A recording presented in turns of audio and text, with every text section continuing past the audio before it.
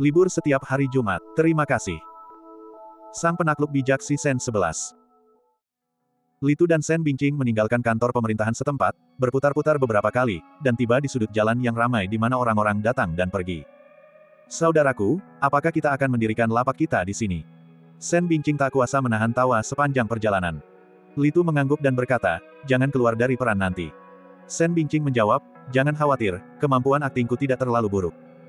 Setelah berbicara, keduanya pergi ke pinggir jalan. Sen Bingqing mengeluarkan tikar jerami, meletakkannya di tanah, dan berlutut. Litu berbaring miring, meletakkan papan kayu di sampingnya dengan 4 huruf besar, menjual diriku untuk menyelamatkan saudaraku. Pada saat itu, dengan orang-orang yang datang dan pergi, pemandangan ini langsung diketahui oleh semua orang, dan banyak orang berkumpul di sekitarnya. Oh, menjual diri sendiri untuk menyelamatkan saudara. Aku sudah terbiasa melihat orang menjual diri untuk menyelamatkan ibu mereka, tapi ini pertama kalinya aku melihat seseorang menjual diri untuk menyelamatkan saudara laki-lakinya. Hei, kenapa gadis ini begitu lemah lembut? Dia tampak seperti berasal dari keluarga terhormat. Apakah dia menjual dirinya hanya untuk menyelamatkan hantu yang sakit parah seperti itu? Sungguh disayangkan. Kerumunan orang ramai berdiskusi, semuanya sangat terkejut. Itu terutama karena Sen Bingqing murni dan tak ternoda, meskipun dia mengenakan pakaian dari Rami, itu justru menonjolkan kecantikan alaminya. Sen Bingqing tampak sedih dan berkata dengan suara rendah, Paman, Bibi, saudara laki-laki, dan saudara perempuan yang baik hati, saya Jia Liren, dan ini saudara laki-laki saya, Jia Bingren.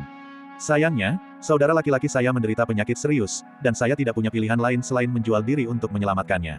Saya mohon perhatian Anda. Suaranya lembut dan mengharukan, sungguh cukup untuk membuat seseorang meneteskan air mata, dan dipadukan dengan mata besarnya yang penuh kesedihan, ia benar-benar menyayat hati. Nak, penyakit kakakmu mungkin tidak dapat disembuhkan. Siapapun bisa tahu sekilas bahwa dia sedang sekarat.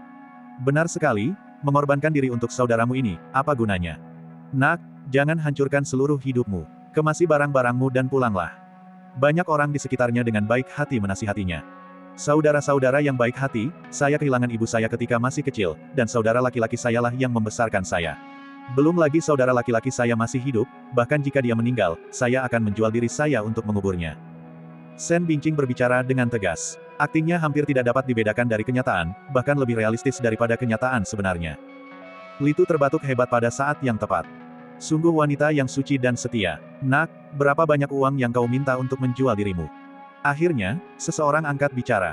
Dengan begitu banyak orang, masih ada beberapa orang kaya. Orang yang berbicara adalah seorang pria gemuk yang mengenakan pakaian sutra, setengah baya, memandang Sen Bingqing dengan mata serakah. Secantik itu, bertemu dengannya adalah sebuah keberuntungan.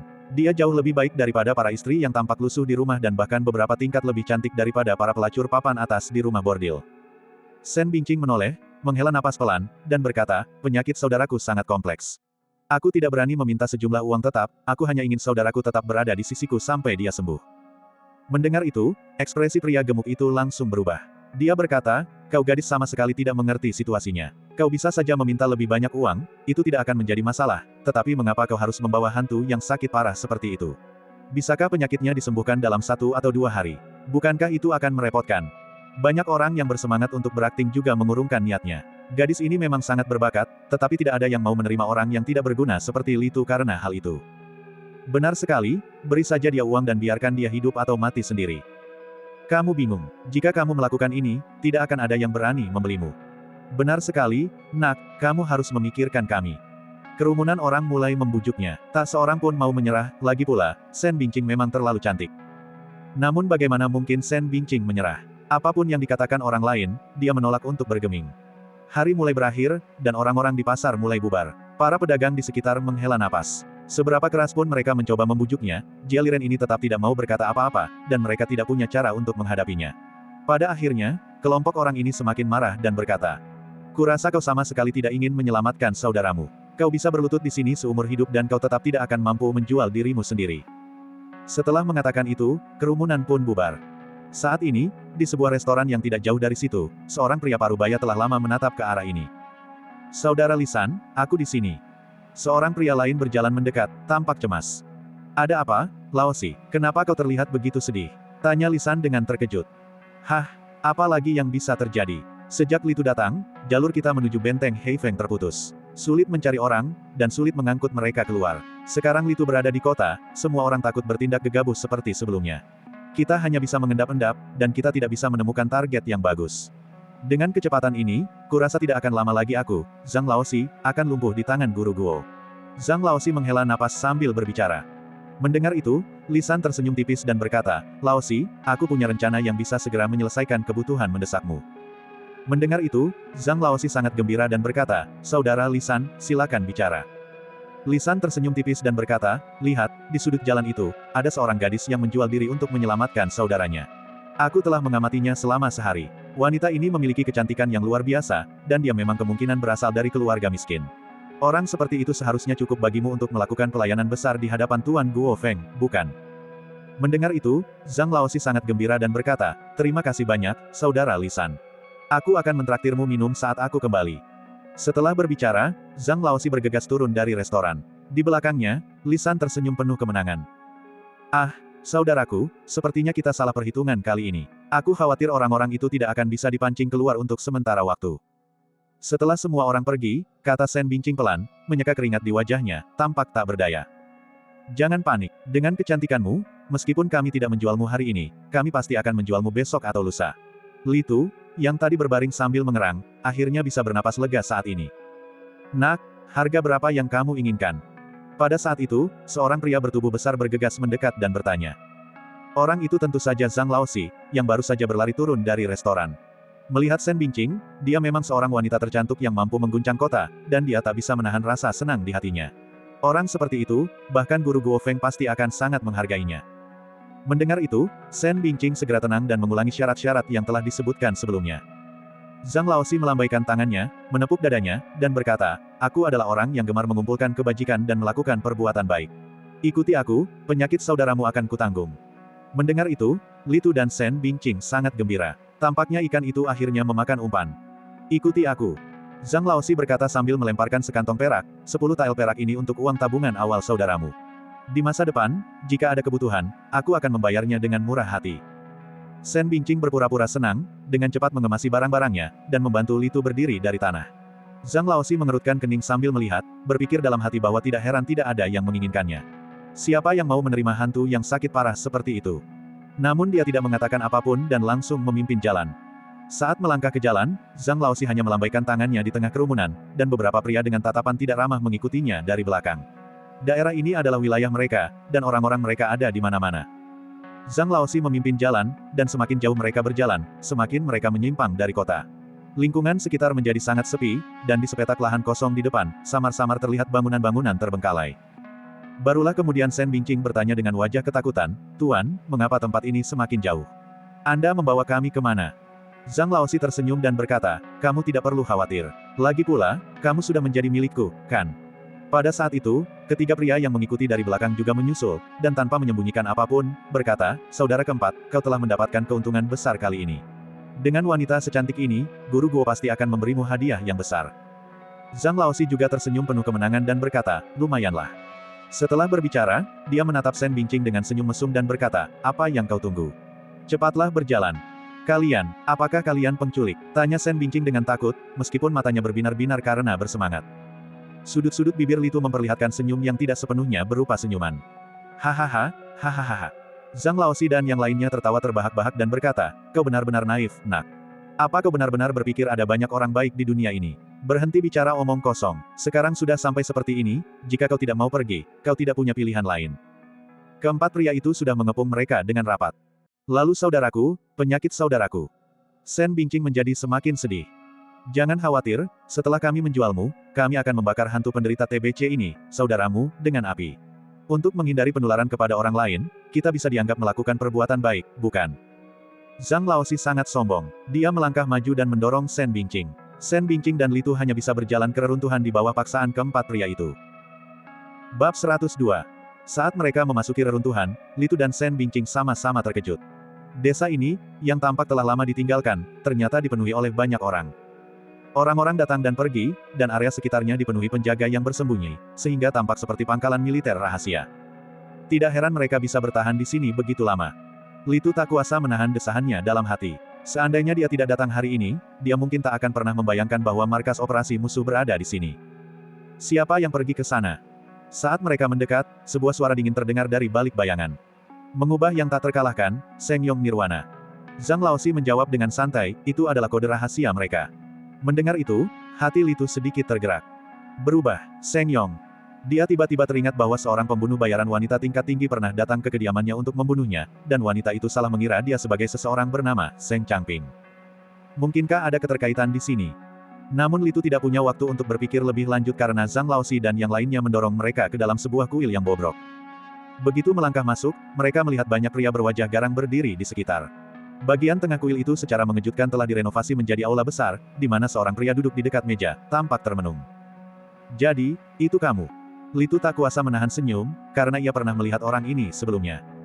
Dahulu, ketika Litu berada di Kabupaten Junqi dan mengeksekusi berbagai bangsawan setempat, Yu Sengyong telah mengirim utusan untuk menghentikannya.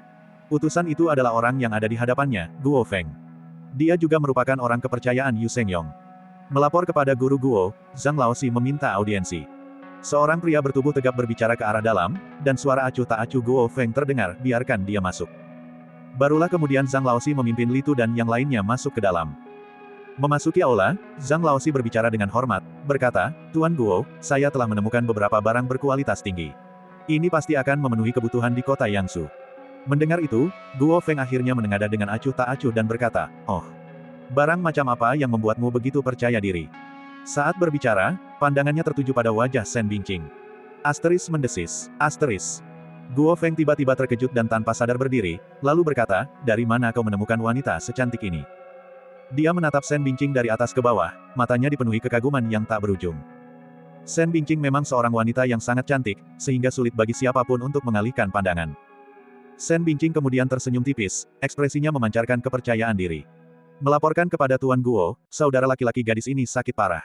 Dia mengatakan dia menjual dirinya untuk menyelamatkan saudara laki-lakinya. Kebetulan saya bertemu mereka, jadi saya membawa mereka berdua kembali.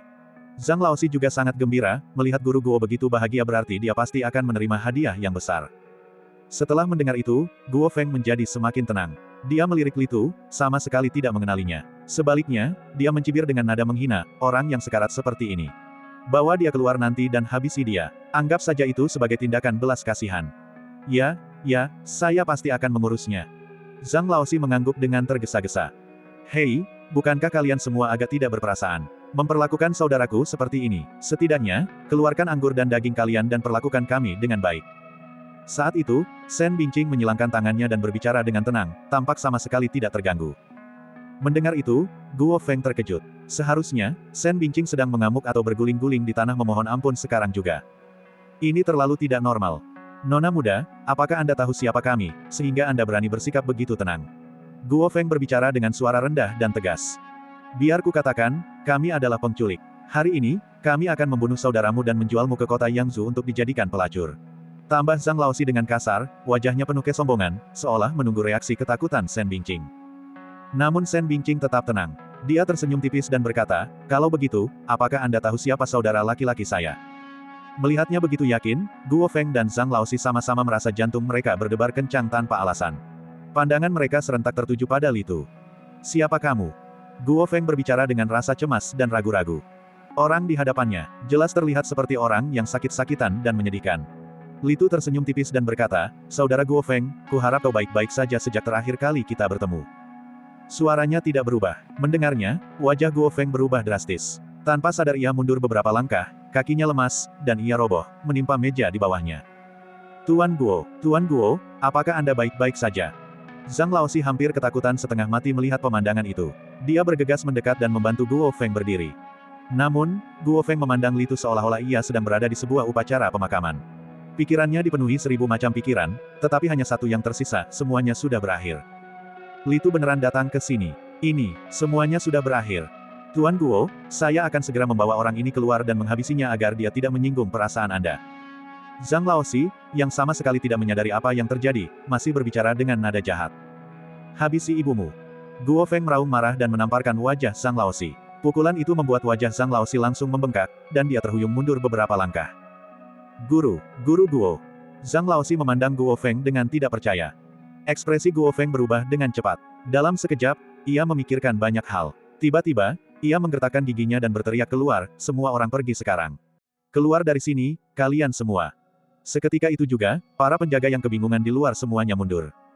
Melihat tidak ada seorang pun yang tersisa di sekitar, Guo Feng tiba-tiba berlutut ke arah Li Tu, wajahnya pucat pasi sambil berkata, "Tuan Li Tu, saya salah."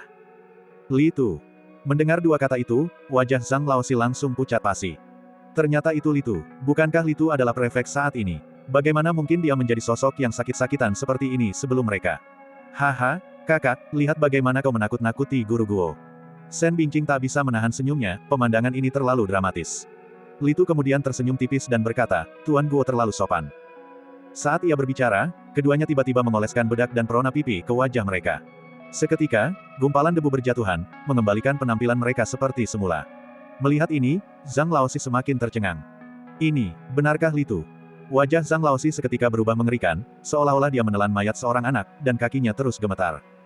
Li Tu, Tuan Li Tu, bagaimana? Bagaimana mungkin itu Anda? Zhang Laosi jatuh berlutut dan mulai bersujud dengan panik, air mata mengalir di wajahnya. Tuan Li Tu, saya salah. Zhang Laosi salah. Saya mohon ampunilah saya. Baik dia maupun Guo Feng sangat ketakutan. Ini bukan lelucon, Li Tu saat ini bisa dikatakan sebagai perwujudan keadilan. Di mata para penjahat, dia adalah iblis. Kuncinya adalah iblis ini tidak hanya memiliki kecerdasan luar biasa dan kemampuan investigasi yang hebat, tetapi yang terpenting, kemampuan bela dirinya sangat mumpuni. Dia sering menghancurkan seluruh benteng bandit seorang diri. Baik dunia kriminal maupun pihak berwenang sudah lama takut padanya. Li Tu memandang keduanya dengan tenang dan berkata pelan, Saudara Guo Feng, kita sudah lama tidak bertemu. Bertemu lagi hari ini adalah takdir. Bangun, mari kita mengobrol dengan baik.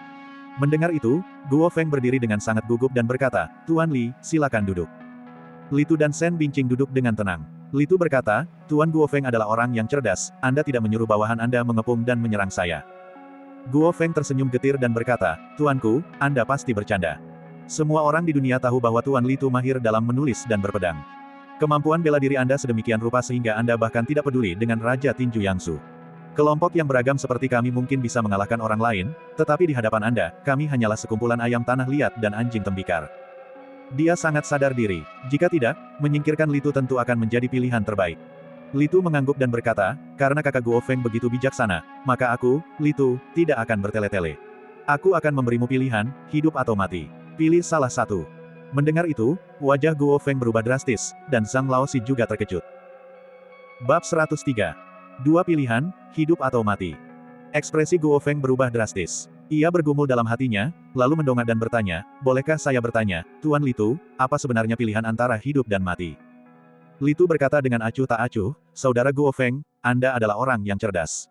Bagaimana mungkin Anda tidak tahu? Ini sangat sederhana, mereka yang tunduk akan makmur, dan mereka yang melawan akan binasa. Antara aku dan Yu Shengyong, kau harus memilih salah satu. Kata-katanya tenang, seolah-olah dia sedang menggambarkan sesuatu yang sepele, tetapi Zhang Laosi di seberang sana tidak bisa menahan diri untuk tidak gemetar. Guo Feng terdiam, jari-jarinya kaku, pikirannya berpacu, dan keringat menetes dari hidungnya. Hidup atau mati? Ia berpikir lama sebelum dengan ragu bertanya, Tuan Li Tu, saya, Guo Feng, telah mengabdi kepada Yu Shengyong selama bertahun-tahun. Apakah saya masih memiliki kualifikasi untuk tunduk kepada Anda sekarang? Haruskah dia memilih Li Tu atau Yu Shengyong? Itu bukanlah pilihan yang sulit. Li Tu saat ini berada di puncak kekuasaannya, sementara Yu Shengyong hanyalah sima dari prefektur Jiangnan yang kekuasaannya mulai meredup. Intinya adalah dia tidak tahu apakah Li Tu akan mengkhianatinya setelah memanfaatkannya. Jika Li Tu hanya ingin menipunya agar bersaksi dan kemudian membunuhnya bersama yang lain, dia bahkan tidak akan meneteskan air mata. Li Tu menatap Guo Feng dan berkata, hanya dengan menebus kejahatanmu, kau dapat menemukan jalan untuk bertahan hidup. Jika kau dapat mengungkap kejahatan perdagangan manusia Yu Shengyong selama bertahun-tahun, itu akan menjadi jasa yang sangat berjasa, dan aku jamin kau tidak akan mati. Mendengar itu, Guo Feng dilanda pergolakan batin yang hebat. Tuan Guo Feng, pilihan ini tidak sulit, bukan? Karena selain ini, Anda tidak punya jalan keluar lain. Shen Bingqing juga berbicara dengan tenang, dia melihat situasi dengan sangat jelas. Baiklah, karena itu, aku, Guo Feng, akan mengikuti perintah Tuan Li Tu. Mulai sekarang, aku, Guo Feng, akan memulai lembaran baru. Guo Feng segera menamparkan meja dan berdiri, setelah mengambil keputusan. Tuan Guo, Anda.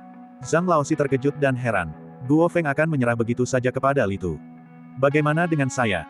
Guo Feng menatap Zhang Laosi dengan dingin, tiba-tiba melangkah maju, dan sebuah belati muncul dari lengan bajunya, menancap di dada Zhang Laosi. Jangan salahkan aku. Jika kau ingin menyalahkan seseorang, salahkan dirimu sendiri karena membawa Tuan Li Tu ke sini, dan salahkan dirimu sendiri lebih lagi karena mendengar apa yang baru saja kukatakan. Guo Feng berbicara dengan kejam dan dingin. Zhang Laoxi muntah darah, matanya dipenuhi rasa tidak percaya. Sepertinya bahkan dalam kematian pun, dia tidak percaya bahwa Guo Feng akan membunuhnya. Gedebuk. Tubuh Zhang Laoxi langsung ambruk ke tanah, matanya terbelalak lebar. Tuan Guo Feng memang cerdas. Li Tu tersenyum lega. Kepala Zhang Laoxi adalah upeti yang telah ia serahkan kepada Li Tu. Mulai hari ini, aku, Guo Feng, pasti akan bertaubat, mengikuti perintah Tuan Li Tu, dan menebus kesalahan masa laluku. Guo Feng berbicara dengan tulus. Setelah terlibat dalam perbuatan gelap seperti itu selama bertahun-tahun, tidak mungkin untuk mengatakan bahwa dia tidak memiliki rasa jijik di hatinya, hanya saja dia tidak berdaya. Sekarang setelah Li Tu muncul, ini adalah jalan baru. Li Tu menepuk bahunya dengan tenang dan berkata, cepat pergi dan keluarkan semua bukti kejahatanmu. Guo Feng mengangguk dan segera mulai bersiap. Tak lama kemudian, semua bukti telah terkumpul. Ini termasuk buku besar transaksi antara Yu Shengyong dan Benteng Heifeng selama bertahun-tahun, daftar orang-orang yang diperdagangkan, dan sebagainya. Guo Feng sangat teliti dalam pekerjaannya, dan sekarang ini berfungsi sebagai rangkaian bukti yang sempurna. Ayo pergi, kurasa Li Jing dan Chanen pasti sudah menemukan bukti lainnya sekarang. Li Tu mulai pergi, yakin dengan kemampuan Li Jing dan Li Chanen. Guo Feng mengikutinya dari dekat. Shen Bingqing berlari mendekat, meraih lengannya, dan berkata dengan nada bercanda, apa, sekarang setelah kau menjadi Tuan Li, kau akan mengabaikan gadis yang menjual dirinya untuk menyelamatkanmu.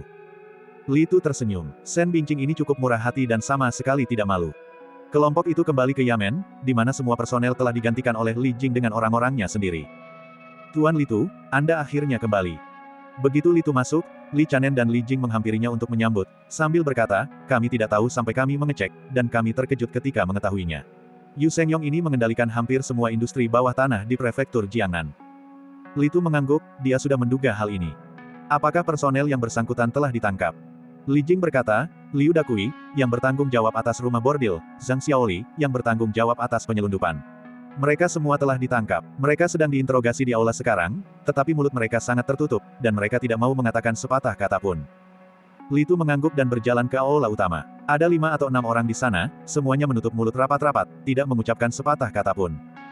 Hehe, kalian semua mengenalku, dan aku sudah bertemu dengan beberapa dari kalian.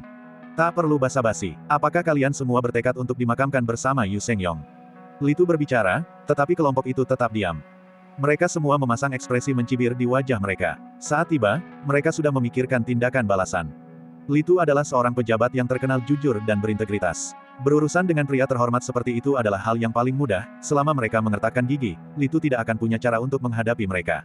Justru para pejabat kejam yang tidak banyak bertanya dan mematahkan kaki sebelum menyelidiki itulah yang bisa menakut-nakuti mereka. Diam. Li Tu mencibir, karena telah mengetahui isi pikiran mereka, dan langsung berkata. Diam itu emas, kau benar-benar pintar. Seseorang, sampaikan perintahku segera, ke-6 orang ini telah melakukan kejahatan pengkhianatan. Segera tangkap 10 generasi kerabat mereka, jangan sampai ada yang selamat. Eksekusi seluruh keluarga mereka. Kata-katanya dingin, bahkan mengejutkan Li Jing dan Li Chanen. Ya. Zhang Hu dan Zhao Long segera merespons dan pergi bersama anak buah mereka. Tunggu. Liu Dakui menatap Li Tu dengan kaget dan marah, lalu berkata, kau menuduh kami berkhianat. Mana buktinya? Apakah kau ingin bertindak gegabah? Mereka semua menatap Li Tu dengan tajam. Li Tu tertawa dan berkata, kau sangat pintar. Aku benar-benar ingin memfitnahmu, jadi aku sama sekali tidak butuh bukti. Apakah kau lupa siapa aku? Aku adalah seorang sensor kekaisaran Sanqi yang memegang pedang emas. Apakah aku butuh bukti untuk membunuhmu?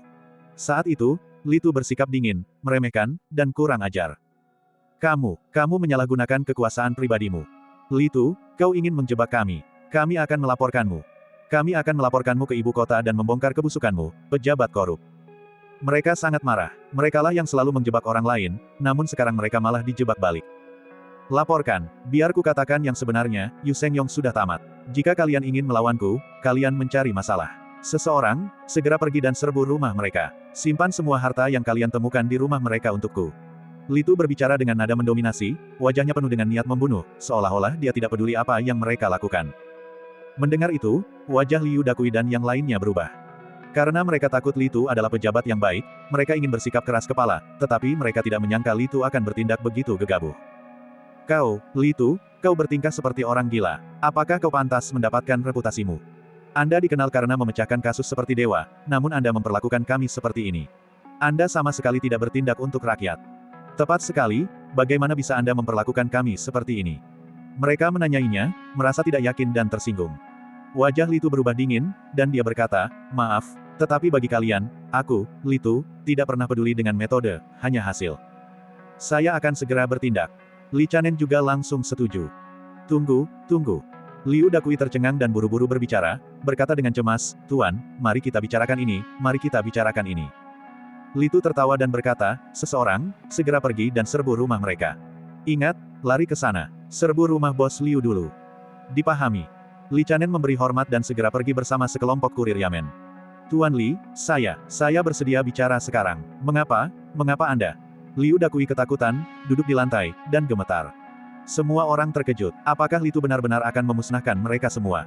Tuan Liu, jangan khawatir. Mereka sedang berlari ke sana. Li Jing, siapkan kuda yang cepat segera. Li Jing berteriak, iya, dan seorang kurir Yamen segera menyiapkan kuda cepat di depan pintu. Mereka berlari ke sana. Jika kau ingin mengejar mereka, akan butuh 1/4 jam dengan menunggang kuda. Begitu terlambat, rumah Bos Liu akan hancur. Bos Liu, kau bisa bicara sekarang. Jika apa yang kau katakan memuaskanku, aku akan mengirim seseorang dengan menunggang kuda untuk menghentikan mereka. Waktu terbatas, kau bisa meluangkan waktu untuk memikirkannya. Li Tu berbicara perlahan, tetapi punggung keenam pria itu langsung basah kuyup oleh keringat. Bab 104. Keenam pria itu merasakan gelombang dingin di hati mereka saat itu, melihat Li Tu yang tersenyum, mereka tak kuasa menahan rasa gemetar. Ini adalah iblis, bukan manusia sama sekali. Siapa yang bisa menemukan metode gila seperti itu? Benar-benar menggunakan cara seperti itu untuk memaksa pengakuan. Baiklah, saya akan bicara, Tuan Li Tu. Saya telah mengelola bisnis rumah bordil untuk Yu Sengyong selama lebih dari 1 dekade. Saya ingat setiap kejahatannya dengan jelas. Liu Dakui ketakutan. Dia berbicara dengan cepat, keringat terus menetes, wajahnya pucat, dan tubuhnya gemetar karena tegang.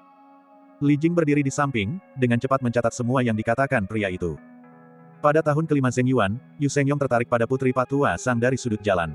Dia menyuruhku membayar untuk membelinya demi kesenangannya. Kemudian, wanita itu bunuh diri dengan membenturkan tubuhnya ke tembok, dan jasadnya dikuburkan di bawah pohon apel di kebunnya. Pada tahun ke-7 Zheng Yuan, nona muda dari keluarga Sang pergi jalan-jalan. Dia memerintahkan saya untuk menculiknya dan membuangnya di Kabupaten Zaoning sebagai pelacur rahasia. Dia masih di sana sekarang. Liu Dakui berbicara dengan cepat, dan tepat saat dia menyebutkan kejahatan ke-9, waktu 15 menit telah berlalu. Jika lebih lambat lagi, mereka tidak akan bisa mengejar Zhang Hu dan Zhao Long. Kaki Liu Dakui lemas dan dia berlutut, wajahnya basah kuyup oleh keringat, memohon dengan putus asa. Tuanku, aku akan mengatakan semuanya, aku akan mengatakan semuanya. Aku mohon agar Anda segera mengirim seseorang untuk membebaskan keluargaku. Li Tu memandang Liu Dakui, yang sangat ketakutan, lalu tersenyum tipis dan berkata, tenang saja, surga menghargai kehidupan, pejabat ini tidak sekejam itu. Setelah mengatakan itu, Li Tu melambaikan tangannya dan berkata, segera kirim penunggang kuda cepat untuk memberitahu Zhang Hu dan Zhao Long. Tidak perlu menyerbu rumah Bos Liu. Serang saja rumah Bos Wang. Begitu selesai berbicara, Liu Dakui menghela napas lega. Namun di tengah keramaian, jantung Bos Wang berdebar kencang, wajahnya langsung pucat pasi, dan dia berteriak, Tuan Li. Anda mempersulit saya. Li Tu berkata sambil tersenyum, Tuan Wang, ada kuda cepat lain yang menunggu di gerbang Yamen sekarang. Zhang Hu dan Zhao Long akan membutuhkan waktu untuk sampai ke rumah Anda. Anda masih punya kesempatan. Aku akan bicara. Seketika itu juga, Bos Wang buru-buru angkat bicara, tak berani menunda sedetik pun. Satu persatu, kuda-kuda cepat berlari kencang keluar dari gerbang. Keenam kepala desa di Yamen itu semuanya mengalami nasib yang sama seperti Liu Dakui. Dihadapkan pada prospek tragis bahwa keluarga mereka akan musnah, mereka tidak berani menyembunyikan apapun. Setelah selesai berbicara, mereka masing-masing menandatangani dan membubuhkan sidik jari jempol mereka pada catatan persidangan, ekspresi mereka tampak sedih. Mereka tahu bahwa mereka sudah tamat, dan Yu Sengyong pun sudah pasti tamat juga. Namun, demi menyelamatkan keluarga mereka, ini adalah satu-satunya cara. Li Tu terlalu kejam. Tuan Li Tu, kami sudah mengatakan semua yang perlu kami katakan. Sudah waktunya memanggil kembali pasukan Anda, bukan? Kejahatan apapun yang ada, akan kami tanggung sendiri. Mohon jangan melibatkan istri, anak-anak, dan para tetua kami. Liu Dakui berbicara dengan ekspresi putus asa, sepenuhnya pasrah menerima nasibnya. Barulah kemudian Li Tu tersenyum dan melambaikan tangannya, sambil berkata, Zhang Hu, Zhao Long, silakan masuk. Seketika itu juga, sekelompok pelari menyerbu masuk melalui pintu, mereka memang Zhang Hu dan Zhao Long. Salam, tuanku. Keduanya berbicara dengan penuh hormat. Liu Dakui dan yang lainnya terkejut, menatap Zhang Hu dan yang lainnya dengan tak percaya. Kalian tidak pernah meninggalkan Yamen. Zhang Hu berkata, benar. Zhao Long berkata, Tuan Li Tu hanya menggunakan ini untuk mengintimidasi kalian semua. Di sampingnya, Li Jing berkata dengan santai, apakah kalian semua lupa? Tuan kita adalah Li Qingtian. Jika dia benar-benar orang yang suka memasang bukti palsu dan menjebak orang, bagaimana mungkin dia memiliki reputasi integritas yang begitu baik? Tuan-tuan, kalian telah ditipu. Saat Li Jing berbicara, hatinya dipenuhi kekaguman yang luar biasa. Dia tidak akan pernah bisa memikirkan strategi seperti itu dalam sejuta tahun pun. Tatapannya ke arah Li Tu menjadi semakin penuh hormat. Ekspresi kesadaran tiba-tiba muncul di mata indah Shen Bingqing. Dia juga mengira Li Tu serius. Dia benar-benar penuh dengan tipu daya jahat. Dia menjulurkan lidahnya ke arah Li Tu. Di belakang, Guo Feng melihat ini dan hanya bisa tersenyum getir. Ia berpikir dalam hati bahwa beruntung ia telah melihat arah angin dan langsung menyerah, jika tidak, ia mungkin juga akan menderita siksaan seperti itu. Mendengar itu, mata para pemilik toko memerah, dipenuhi dengan rasa kesal yang luar biasa. Li Tu, dasar binatang buas. Kau telah berbohong kepada kami. Semoga kau mati dengan kematian yang mengerikan. Liu Dakui gemetar, menunjuk Li Tu seolah sedang melihat iblis, berharap dia bisa memakan Li Tu sedikit demi sedikit. Yang lainnya juga dipenuhi amarah, menggertakkan gigi sambil mengepalkan tinju. Li Tu berkata dengan acuh tak acuh, para pemilik toko, kalian tidak bisa menyalahkan saya, Li Tu, karena terlalu licik. Jika kalian harus menyalahkan seseorang, salahkan diri kalian sendiri karena terlalu bodoh. Mereka semua tampak mengerikan. Ini adalah penindasan intelektual total, mereka telah sepenuhnya dimanipulasi oleh Li Tu barusan. Sungguh memalukan. Robek surat pengakuan itu. Bos Wang tiba-tiba menerjang ke arah Li Jing, ingin merobek surat pengakuan yang baru saja mereka tanda tangani. Selama itu robek, semuanya akan berantakan, tidak ada yang bisa membuktikan apa yang baru saja mereka katakan. Tapi bagaimana mungkin Li Jing memberinya kesempatan? Li Jing tertawa dingin dan dengan cepat menggulung kertas itu. Tepat ketika Bos Wang mendekatinya, Li Jing mengulurkan telapak tangannya, dan Bos Wang langsung jatuh tersungkur. Tidak. Keenam pria itu berteriak kesengsaraan. Zhang Hu, Zhao Long, dan yang lainnya segera siaga, menjaga keenam pria tersebut. Para prajurit, bawa keenam bos ini ke ruang bawah tanah kita agar mereka bisa bersenang-senang sejenak. Kita akan menemui mereka lagi di lain hari. Li Tu melambaikan tangannya, dan Zhang Hu, Zhao Long, serta yang lainnya segera membawa keenam pria itu pergi. Li Jing, segera bawa pedang emas saya ke perkemahan militer dan kumpulkan semua perwira militer.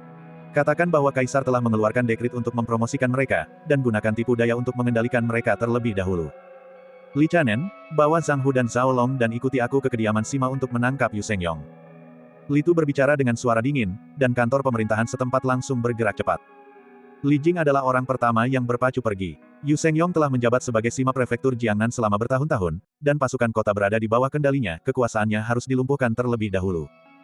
Guo Feng ragu sejenak, lalu tiba-tiba menggertakkan giginya dan melangkah maju, berkata, Tuan Li Tu, saya ada sesuatu yang ingin saya laporkan. Oh, bicaralah. Li Tu langsung berbicara. Pada saat kritis ini, apa yang bisa Guo Feng katakan? Guo Feng bertanya, apakah Tuan Li Tu pernah mendengar tentang Raja Harimau Pengguncang Langit? Li Tu mengangguk. Pemimpin bandit terkenal dari wilayah prefektur Jiangnan, Raja Harimau Pengguncang Langit.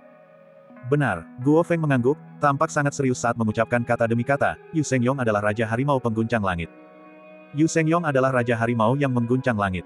Seketika itu juga, Li Chanen dan Li Tu terkejut. Li Tu tahu Yu Shengyong bukanlah orang yang sederhana, tetapi dia tidak menyangka pria itu memiliki latar belakang yang begitu dalam. Jadi, itu dia. Li Chanen mengerutkan kening sedikit.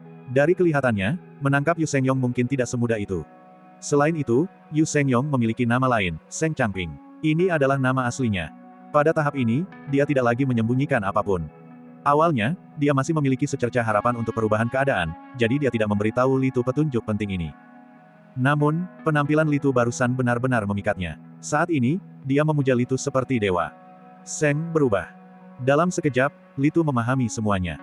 Ternyata, Yu Shengyong, ini adalah penipu sejati. Bertahun-tahun yang lalu, Yu Shengyong yang asli kemungkinan besar dibunuh oleh Seng Changping dalam perjalanan untuk mengambil jabatannya, dan kemudian Seng Changping mengambil alih identitasnya, menduduki prefektur Jiangnan selama lebih dari 1 dekade. Para prefektur Jiangnan sebelumnya semuanya meninggal dunia sebelum waktunya, mereka pasti juga tewas di tangan Seng Changping. Selain itu, pembunuh wanita yang mencoba membunuh Li Tu hari itu jelas merupakan anggota hutan bela diri, yang berarti asal-usul Seng Changping mungkin juga memiliki sejarah yang signifikan. Lagi pula, seorang ahli tingkat 3 sama sekali tidak dapat dibandingkan dengan seorang perwira militer kekaisaran biasa. Ikuti aku, sekalipun dia adalah Raja Harimau yang mengguncang langit, hari ini pejabat ini akan melucuti kulit harimaunya. Li Tu berbicara dengan dingin, lalu memimpin sekelompok pelari dan berangkat dengan cepat. Mereka berpacu di atas kuda, momentum agresif mereka segera menarik perhatian banyak orang.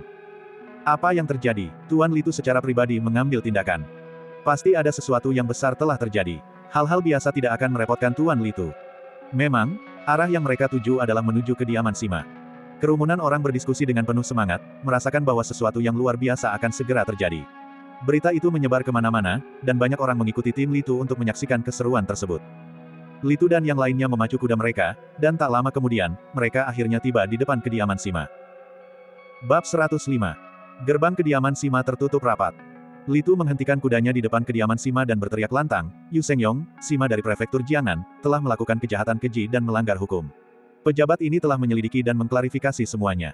Hari ini, saya akan menyegel kediaman Sima dan menangkap Yu Sengyong. Suaranya mengguncang sekitarnya, dan rakyat jelata yang mengikutinya semuanya sangat terkejut. Tuan Litu benar-benar akan menangkap Yu Sengyong. Pejabat korup Yu Sengyong akhirnya jatuh ke tangan Tuan Litu. Dia sudah tamat, Tuan Litu pasti akan menyelidikinya secara menyeluruh. Pejabat brengsek ini tidak akan bisa lagi bersikap sewenang-wenang. Banyak sekali warga biasa yang angkat bicara, merasa terkejut sekaligus senang. Di tengah keheranan orang banyak, Litu sudah melompat dari kudanya. Li Chanen dan yang lainnya dengan panik menggedor gerbang utama. Tak lama kemudian, seorang pria lanjut usia berusia 80-an perlahan membuka gerbang kediaman Sima dan bertanya, siapa itu? Litu, prefek Jiangnan, datang untuk menangkap Yu Sengyong. Li Chanen berteriak marah dan langsung menyerbu masuk ke dalam kediaman tersebut. Kediaman itu diliputi rasa kaget. Para pelayan dan pembantu berlari keluar satu persatu untuk menyaksikan kejadian tersebut. Li Chanen memimpin anak buahnya untuk mencari kemana-mana. Mereka menyisir seluruh kediaman Sima tetapi tidak menemukan jejak Yu Sengyong. Litu masuk dengan tangan di belakang punggung dan bertanya dengan tenang, apakah Yu Sengyong ditangkap? Li Chanen berkata dengan sedikit cemas. Melaporkan kepada tuanku, Yu Sengyong telah pergi. Istri dan selirnya juga menghilang. Mendengar itu, alis Litu berkedut. Jika Yu Sengyong menghilang sendirian, mungkin ada alasan lain, tetapi melarikan diri bersama istri dan selirnya berarti dia pasti telah menerima pemberitahuan sebelumnya. Tampaknya tindakannya kurang bijaksana, dan dia telah membuat musuh waspada. Lagi pula, Yu Sengyong telah bercokol di prefektur Jiangnan selama bertahun-tahun, pengaruhnya sangat mengakar, dan mata-matanya ada di mana-mana. Kemana Yu Sengyong pergi? Dia telah melakukan kejahatan berat, dan hukumannya seharusnya juga berlaku untuk kalian semua. Jika kalian memberitahu petugas ini, kalian mungkin akan mendapatkan hukuman yang lebih ringan. Litu menatap dingin para pelayan dan pembantu rumah tangga yang berdiri di samping. Seketika itu juga, ekspresi wajah para pelayan dan pembantu berubah drastis. Salah seorang pembantu berkata dengan tergesa-gesa. Tuan Litu, kami benar-benar tidak tahu kemana dia pergi. Tadi malam, saya jelas-jelas melayani nyonya pertama saat beliau mandi dan pergi tidur. Bagaimana mungkin beliau sudah pergi pagi ini? Yang lain juga angkat bicara, semuanya berbicara serentak. Ya, kami jelas melihat Sima beristirahat untuk malam itu. Ya Tuhan, kami tidak bersalah. Kejahatan yang dilakukan Yu Sengyong tidak ada hubungannya dengan kami. Engkau harus menegakkan keadilan untuk kami. Tuhan, mohon agar kebenaran dapat terlihat dengan jelas. Litu mengerutkan kening, orang-orang ini sepertinya tidak berbohong. Guo Feng. Dia berteriak dingin. Guo Feng, yang berada di belakangnya, bergegas maju dan bertanya, ada apa, Tuan? Di mana markas Seng Changping? Tanya Litu. Guo Feng terkejut dan menjawab, itu di Gunung Yandang. Benteng Liuyun di Gunung Yandang adalah markas para bandit terkemuka di wilayah Jiangnan, dan didirikan oleh Seng Changping sendiri. Mendengar itu, Litu berkata, Chanen, apakah kau tahu Benteng Liuyun? Li Chanen berkata, iya. Benteng Liuyun terkenal di wilayah Jiangnan. Pemerintah tidak hanya telah berkali-kali mencoba untuk menekannya, tetapi beberapa pahlawan hutan bela diri juga telah turun tangan karena marah, ingin bertindak atas nama surga. Namun, Benteng Liuyun selalu berdiri tegak, dan tidak ada yang mampu berbuat apapun terhadapnya. Ini karena Benteng Liuyun mudah dipertahankan dan sulit diserang, terletak di benteng alami. Kedua, ada banyak ahli bela diri di dalamnya, banyak di antaranya adalah orang buangan dari sekolah hutan bela diri, yang membuat mereka jauh berbeda dari bandit biasa. Mendengar itu, Litu langsung merasa sakit kepala. Dengan membiarkan harimau itu kembali ke gunung, menangkapnya akan sangat sulit. Namun, Litu sama sekali tidak akan menyerah. Tangkap orang-orang ini segera untuk diadili nanti. Kalian berdua, ikuti saya. Litu membawa Li Chanen dan Guo Feng lalu langsung menuju ke kamp militer prefektur Jiangnan. Sebuah kabupaten biasa hanya memiliki pasukan garnison, tetapi sebuah prefektur dianggap sebagai benteng militer utama. Inilah sebabnya mengapa Litu bersikeras agar Li Jing mengendalikan para perwira militer, begitu para perwira militer memberontak, prefektur Jiangnan akan jatuh ke dalam kekacauan, sehingga sulit untuk dikendalikan. Di dalam aula utama kamp militer, Li Jing berusaha sekuat tenaga untuk menghalangi berbagai perwira militer. Kau, yang bermarga Li, kau bilang Kaisar akan memberi kami kenaikan pangkat dan gelar, tapi sekarang kau malah membuat kami terjebak di sini. Apa yang kau coba lakukan? Apakah kau pikir kami benar-benar takut pada pejabat sipil sepertimu? Seorang pria berjanggut lebat membanting meja dan berdiri, menatap tajam ke arah Li Jing. Dia adalah seorang kolonel, orang kedua setelah Yu Sengyong di kamp militer. Yang lain juga memandang Li Jing dengan ekspresi dingin dan tidak senang. Seandainya mereka tidak waspada terhadap pedang emas di tangan Li Jing, mereka pasti sudah memulai kerusuhan sejak lama. Ekspresi Li Jing agak cemas. Dari segi seni bela diri, dia tidak takut pada orang-orang ini, tetapi karena dia tidak memiliki pangkat yang sama dengan mereka, dia tidak bisa mengatur urusan mereka, dan para perwira militer ini tidak menghormatinya. Tepat sekali, kau ingin mati. Jangan kira kami tidak tahu rencana jahat apa yang sedang kau susun. Apa Li Tu menganggap dirinya istimewa hanya karena dia menangani beberapa kasus? Dia ingin datang dan membatasi kita. Jangan pedulikan pangkatmu yang tidak memadai, Li Jing, bahkan jika Li Tu datang sendiri, aku, Wang Zhao, tidak akan menghormatinya. Para perwira militer itu semuanya angkat bicara, lalu berbalik untuk pergi. Benarkah begitu? Pada saat itu, sebuah suara dingin tiba-tiba terdengar dari ambang pintu. Para perwira militer itu semuanya terhenti langkahnya saat melihat Li Tu masuk bersama Li Chanen. Li Tu, apa maksud semua ini? Pria berjenggot itu, Wang Zhao, menatapnya dengan dingin. Li Tu menatap tajam ke seberang ruangan dan berkata, pejabat ini telah memastikan bahwa Yu Shengyong adalah Raja Harimau Pengguncang Langit, Seng Changping. Dia sekarang telah melarikan diri dan menghilang. Setelah mendengar hal itu, ekspresi para perwira militer tersebut semuanya berubah. Mereka telah mengikuti Yu Shengyong selama bertahun-tahun, jadi mereka pasti mengetahui beberapa urusannya, beberapa bahkan ikut serta dalam urusan tersebut. Namun, mengenai identitas asli Yu Shengyong, hanya Guo Feng dan Kei Wenyuan yang mengetahuinya. Bagaimana ini mungkin? Sima yang terhormat dari prefektur Jiangnan adalah orang yang sama dengan seorang bandit terkenal. Tepat sekali, Li Tu, jangan menjebak orang yang tidak bersalah. Mana bukti Anda? Para perwira militer ini semuanya angkat bicara, menyadari betapa seriusnya situasi tersebut. Wang Zhao dan yang lainnya juga mengerti mengapa Li Jing tiba-tiba muncul, itu untuk menahan mereka dan mencegah mereka bergerak. Li Tu mencibir, Guo Feng, majulah. Seketika itu juga, Guo Feng berjalan maju dan berkata dengan senyum getir, Tuan-tuan, sudah lama sekali. Melihat Guo Feng, raut wajah para perwira militer berubah drastis. Guo Feng adalah orang kepercayaan sejati Yu Shengyong. Berkali-kali, para perwira militer ini bahkan tidak bisa menghubungi Yu Shengyong dan hanya bisa menghubungi Guo Feng. Mungkinkah Guo Feng sudah membelot? Guo Feng berkata sambil tersenyum getir, Tuan-tuan, Yu Shengyong memang Raja Harimau Pengguncang Langit, Seng Changping. Perhitungan ilahi Tuan Li Tu telah mengungkap semuanya. Tidak perlu kalian semua berdebat. Mendengar itu, ekspresi para perwira militer menjadi sangat tidak menyenangkan. Li Tu, apa yang kau inginkan? Aku, Wang Zhao, memang telah menerima banyak keuntungan karena mengikuti Yu Shengyong selama bertahun-tahun, tetapi aku tidak melakukan kejahatan apapun. Paling-paling, aku hanya menutup mata. Jika kau ingin menggunakan ini untuk melawanku, kau tidak akan berhasil. Wang Zhao berbicara dengan dingin. Li Tu mencibir, sungguh bodoh. Seng Changping awalnya adalah bandit terkenal yang benar-benar membunuh seorang pejabat istana dan mengambil alih posisinya selama beberapa dekade. Jika pejabat ini melaporkan kasus ini, murka naga akan berkobar, dan tidak seorang pun dalam sistem pejabat prefektur Jiangnan akan selamat. Kau bilang kau tidak bersalah. Bagaimana kau bisa membuktikannya? Boleh saya berterus terang, kalian semua hanyalah orang-orang yang menunggu kematian. Li Tu berbicara dengan dingin, dan sekelompok perwira militer itu langsung pucat pasi. Siapa yang tidak takut mati? Insiden keji seperti itu pasti akan mengguncang ibu kota dan membangkitkan murka naga. Tak seorang pun yang mengikuti Seng Changping akan lolos. Tuan Li Tu, Anda tidak datang ke sini khusus untuk menakut-nakuti kami, kan? Apa yang Anda ingin kami lakukan? Wang Zhao berbicara terbata-bata, hatinya gemetar. Li Tu berkata dengan dingin, hanya ada satu jalan di hadapan kalian, tebuslah diri kalian melalui pengabdian. Ikuti perintah pejabat ini, pimpin pasukan untuk menyerang benteng Liuyun, dan tangkap Seng Changping. Ini satu-satunya cara kalian untuk selamat. Mendengar itu, semua perwira militer tersebut menjadi pucat pasi. Wang Zhao bahkan sampai kehilangan suaranya sambil berteriak, serang benteng Liuyun. Benar, kata Li Tu dengan acuh tak acuh. Para perwira militer saling pandang. Pada dasarnya, reputasi Raja Harimau Pengguncang Langit terlalu besar, dan benteng Liuyun terlalu sulit untuk ditaklukkan. Abaikan saja pasukan prefektur mereka, bahkan jika gubernur memimpin pasukan ke sana, mereka mungkin tidak akan mampu menaklukkannya. Benteng Liuyun telah bertahan selama bertahun-tahun, dan bahkan istana kekaisaran pun tidak memiliki cara untuk menghadapinya. Li Tu hanyalah seorang pejabat sipil.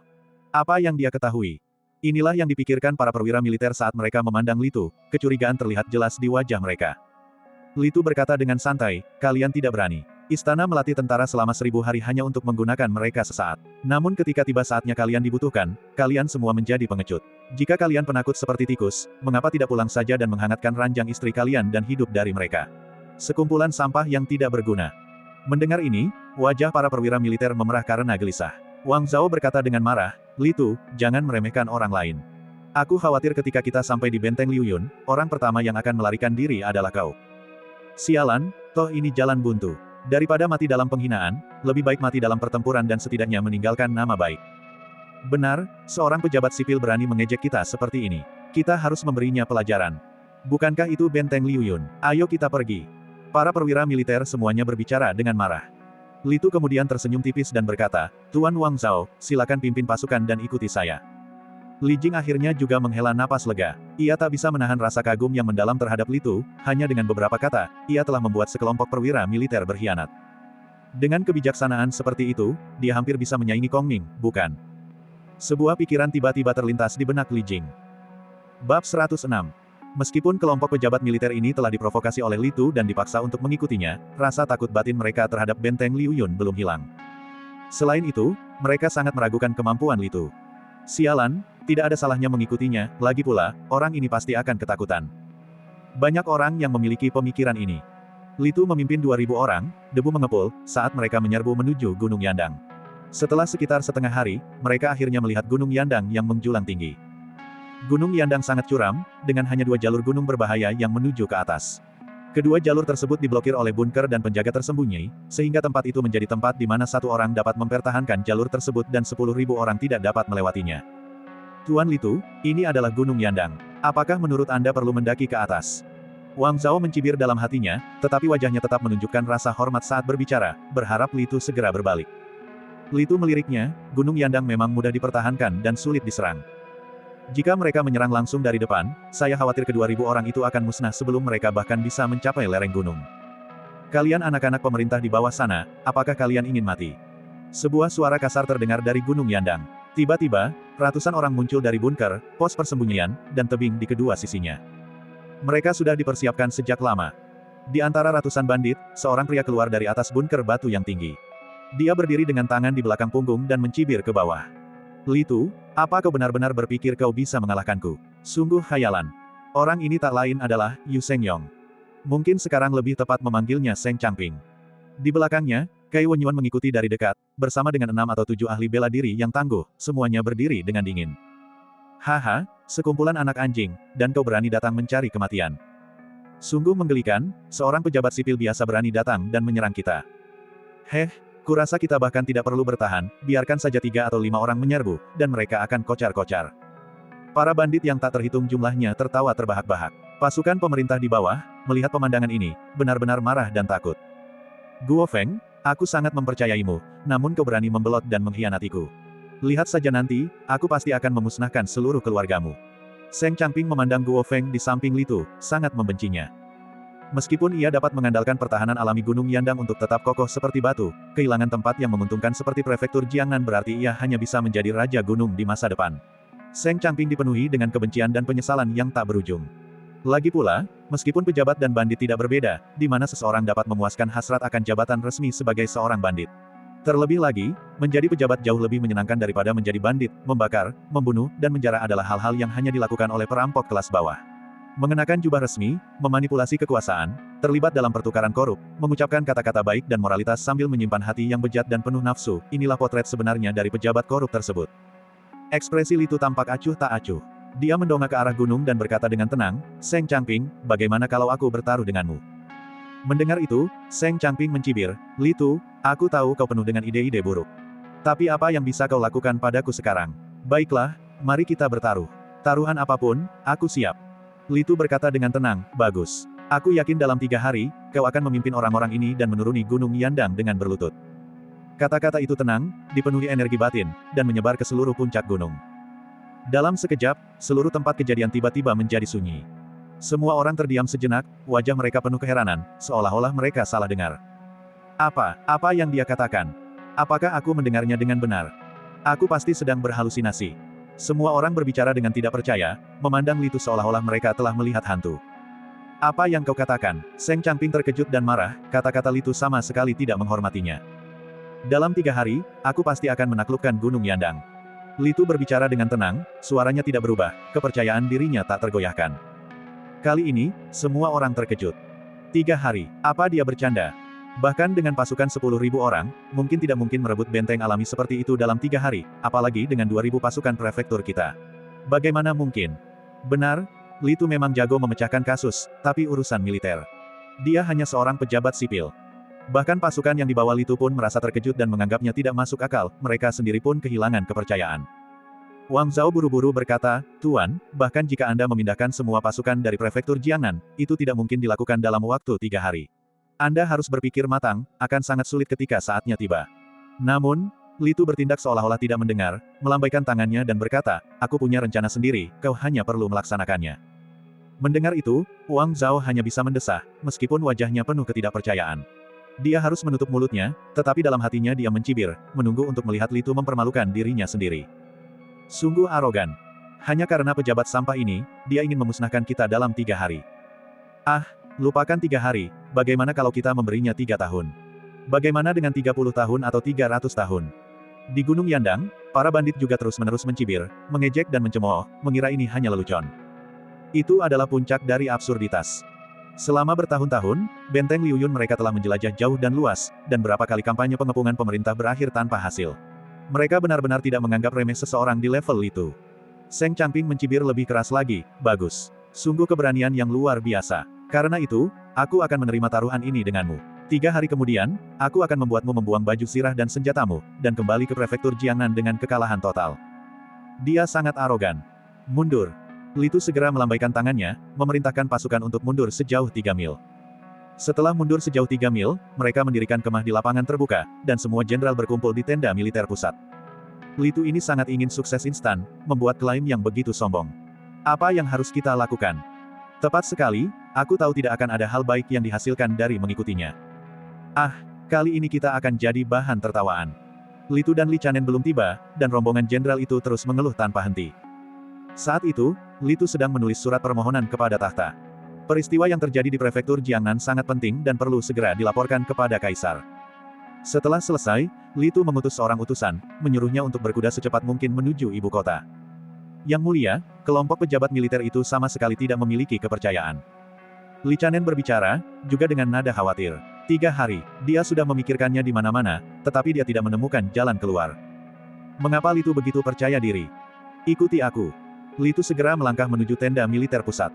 Orang-orang yang tadi tak henti-hentinya mengeluh tiba-tiba terdiam. Namun, mata mereka masih menyimpan berbagai emosi negatif. Tuan Litu, Anda sangat percaya diri. Karena Anda begitu percaya diri hingga berani mengklaim akan mengalahkan para bandit dalam 3 hari, Anda pasti punya rencana, bukan? Mengapa tidak menunjukkannya kepada kami agar kami bisa sedikit tenang? Wang Zhao berbicara. Litu melirik mereka dan berkata, sepertinya kalian tidak yakin bisa menembus benteng Liuyun. Lalu, Litu akan menyampaikan beberapa hal kepada semua orang untuk memberi kalian kepercayaan diri. Mendengar itu, semua orang saling memandang dengan cemas. Mungkinkah Litu ini benar-benar punya cara untuk menembus benteng Liuyun? Litu langsung berkata, Tuan-tuan, saya akan mengajukan beberapa pertanyaan kepada Anda. Pertama, benteng Liuyun pasti telah mengumpulkan persediaan biji-bijian yang tak terhitung jumlahnya, itulah sebabnya mereka mampu menahan serangan-serangan sebelumnya dari pasukan pemerintah. Namun, Gunung Yandang kekurangan air. Pasti ada mata air di gunung itu, tetapi apakah cukup untuk memenuhi kebutuhan ratusan orang? Sama sekali tidak mungkin. Ini adalah gunung yang kering. Setelah Litu selesai berbicara, Wang Zhao langsung berkata, mungkin itu benar, tetapi jika mereka menggunakannya dengan hemat, mereka masih bisa bertahan, hanya saja hidup mereka akan lebih sulit. Litu tersenyum tipis dan berkata, kau benar, hidup mereka akan sedikit lebih sulit. Namun kunci untuk memecahkan masalah ini bukanlah itu. Ada air di gunung itu, jika kita memutus sumber airnya, bukankah itu akan menyelesaikan masalah? Dia berbicara dengan penuh percaya diri, sementara para jenderal lainnya menunjukkan ekspresi tidak percaya. Memotongnya, bagaimana bisa semudah itu? Bab 107. Para petugas saling memandang dengan cemas. Bagaimana mungkin mereka memutus aliran air dari mata air di gunung itu? Tuan, apakah Anda bercanda? Mata air itu berasal dari gunung, bagaimana mungkin kita bisa memutus aliran airnya dari sini? Wang Zhao bertanya dengan skeptis. Litu menjawab dengan acuh tak acuh, mata air di gunung itu pasti terhubung dengan urat air di bawahnya. Begitu kita menggali urat air di dasar gunung, gunung itu tidak akan lagi mampu menyimpan air. Kalian semua, pimpin 500 orang segera, gali tanah di sekitar Gunung Yandang, dan temukan urat air yang terhubung ke mata air gunung itu. Begitu Anda menemukannya, mulailah menggali dengan giat. Setelah mendengar itu, semua orang saling memandang dengan bingung. Mereka belum pernah mendengar prinsip seperti itu sebelumnya. Bahkan Litu hanya memikirkan hal ini karena hilangnya air tanah di kehidupan masa lalunya. Beberapa pabrik menyebabkan kerusakan luar biasa pada bumi, misalnya melalui penggalian batu atau penambangan, yang mau tidak mau menyebabkan penurunan permukaan air tanah. Konsekuensi yang ditimbulkan adalah masalah geologis seperti penurunan permukaan tanah, keruntuhan, dan hilangnya air tanah. Yang dieksploitasi oleh Li Tu adalah hilangnya air tanah. Gunung Yandang menjulang tinggi menembus awan, dan dengan teriknya musim panas, mata air gunung itu bukanlah aliran deras, melainkan hanya anak sungai kecil. Jika mereka menggali hari ini, mereka akan melihat hasilnya besok. Li Tu melanjutkan, lagi pula, Chanen, pimpinlah 500 orang, segera kembali ke kota, dan bawalah kembali anggur dan daging yang cukup. Ya. Li Chanen segera pergi, dan semua orang berasumsi bahwa Li Tu sedang bersiap untuk memberi penghargaan kepada pasukan. Wang Zhao, kirim orang lain untuk mencari kayu bakar, rumput kering, minyak tanah, dan bahan-bahan sejenis lainnya di mana-mana. Jumlahnya harus cukup, aku akan sangat membutuhkannya dalam 2 hari. Li Tu memberikan perintahnya satu persatu, dan semua orang berangkat sesuai dengan pengaturannya. Setengah hari kemudian, Li Chanen adalah orang pertama yang kembali. Dia bergegas kembali, menarik 4 gerobak besar berisi anggur dan makanan. Tuanku, 4 gerobak besar berisi anggur dan makanan sudah siap. Setelah kita mengalahkan musuh, mari kita minum sepuasnya. Li Chanen berkata dengan lantang. Namun Li Tu menggelengkan kepalanya dan berkata, hal-hal ini bukan untuk merayakan kemenangan. Mendengar itu, Li Chanen terkejut. Jika mereka tidak merayakan kemenangan, mengapa membawa anggur dan makanan? Melaporkan kepada tuanku, kami telah menemukannya. Kami akhirnya menemukannya. Saat itu, Wang Zhao berlari masuk, tubuhnya dipenuhi debu. Baju zirahnya bernoda lumpur dan air, menunjukkan bahwa dia telah bekerja sangat keras. Bagus, ajak aku untuk melihatnya. Li Tu berseri-seri gembira dan membawa Li Chanen serta yang lainnya menuju Gunung Yandang. Di kaki Gunung Yandang, 500 tentara telah bekerja keras selama sehari dan akhirnya menemukan urat air. Di kaki gunung, sebuah lubang dengan lebar lebih dari 10 meter telah digali, dan lubang itu penuh dengan air berlumpur. Di Gunung Yandang, sekelompok bandit mengamati kerja keras para prajurit dan mengejek mereka tanpa henti. Melihat Li Tu tiba, mereka langsung mulai mencemooh. Haha, Li Tu, begini caramu menghancurkan benteng kami. Sungguh menggelikan, prajurit terhormat berubah menjadi buruh. Mengapa tidak memberontak melawan Li Tu dan datang ke benteng kami untuk makan dan minum sepuasnya? Haha, sekumpulan idiot. Di atas gunung, banyak bandit tertawa terbahak-bahak. Li Tu bertindak seolah-olah dia tidak mendengar mereka. Dia berjalan mendekat, melihat kolam air, dan tak kuasa menahan kegembiraannya, lalu berkata, bagus, kamu bertanggung jawab untuk terus menggali lubang dan memindahkan air keluar dari sana. Setelah kita mengalahkan para bandit, aku akan mencatat ini sebagai prestasi utamamu. Para prajurit bekerja lebih keras dan lebih tekun lagi. Waktu berlalu begitu cepat, dan hari sudah malam. Di aula utama benteng Liu Yun, Seng Changping telah memantau berita dari kaki gunung. Ketika dia mengetahui fakta bahwa Li Tu menyuruh pasukannya menggali sumur air, dia terkejut, tetapi kemudian mencibir. Guru, apakah Li Tu itu gila? Sampai-sampai membuang waktu melakukan hal seperti itu. Kai Wenyuan menggelengkan kepalanya dengan mengejek.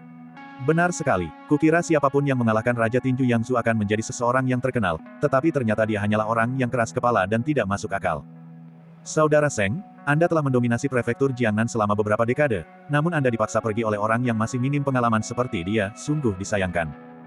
Tidak apa-apa, saat momentum militernya sedikit melemah, kita akan menyerang dan menghancurkannya. Para pemimpin lainnya berbicara dengan dingin. Orang-orang ini, sama seperti Seng Changping, berasal dari hutan bela diri, mereka sangat arogan dan memandang rendah pemerintah. Seng Changping mengangguk, merasa lega, dan berkata, Li Tu mungkin pandai memecahkan kasus, tetapi mengalahkan musuh. Dia masih terlalu kurang berpengalaman.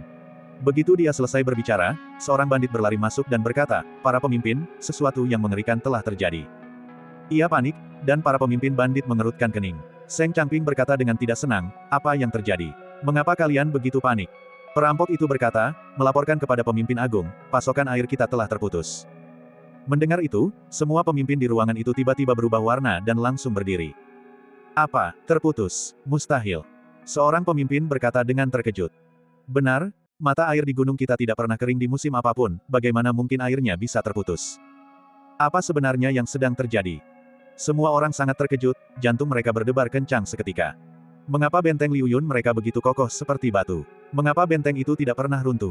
Alasannya adalah akumulasi biji-bijian mereka yang melimpah dan akses mereka ke sumber air.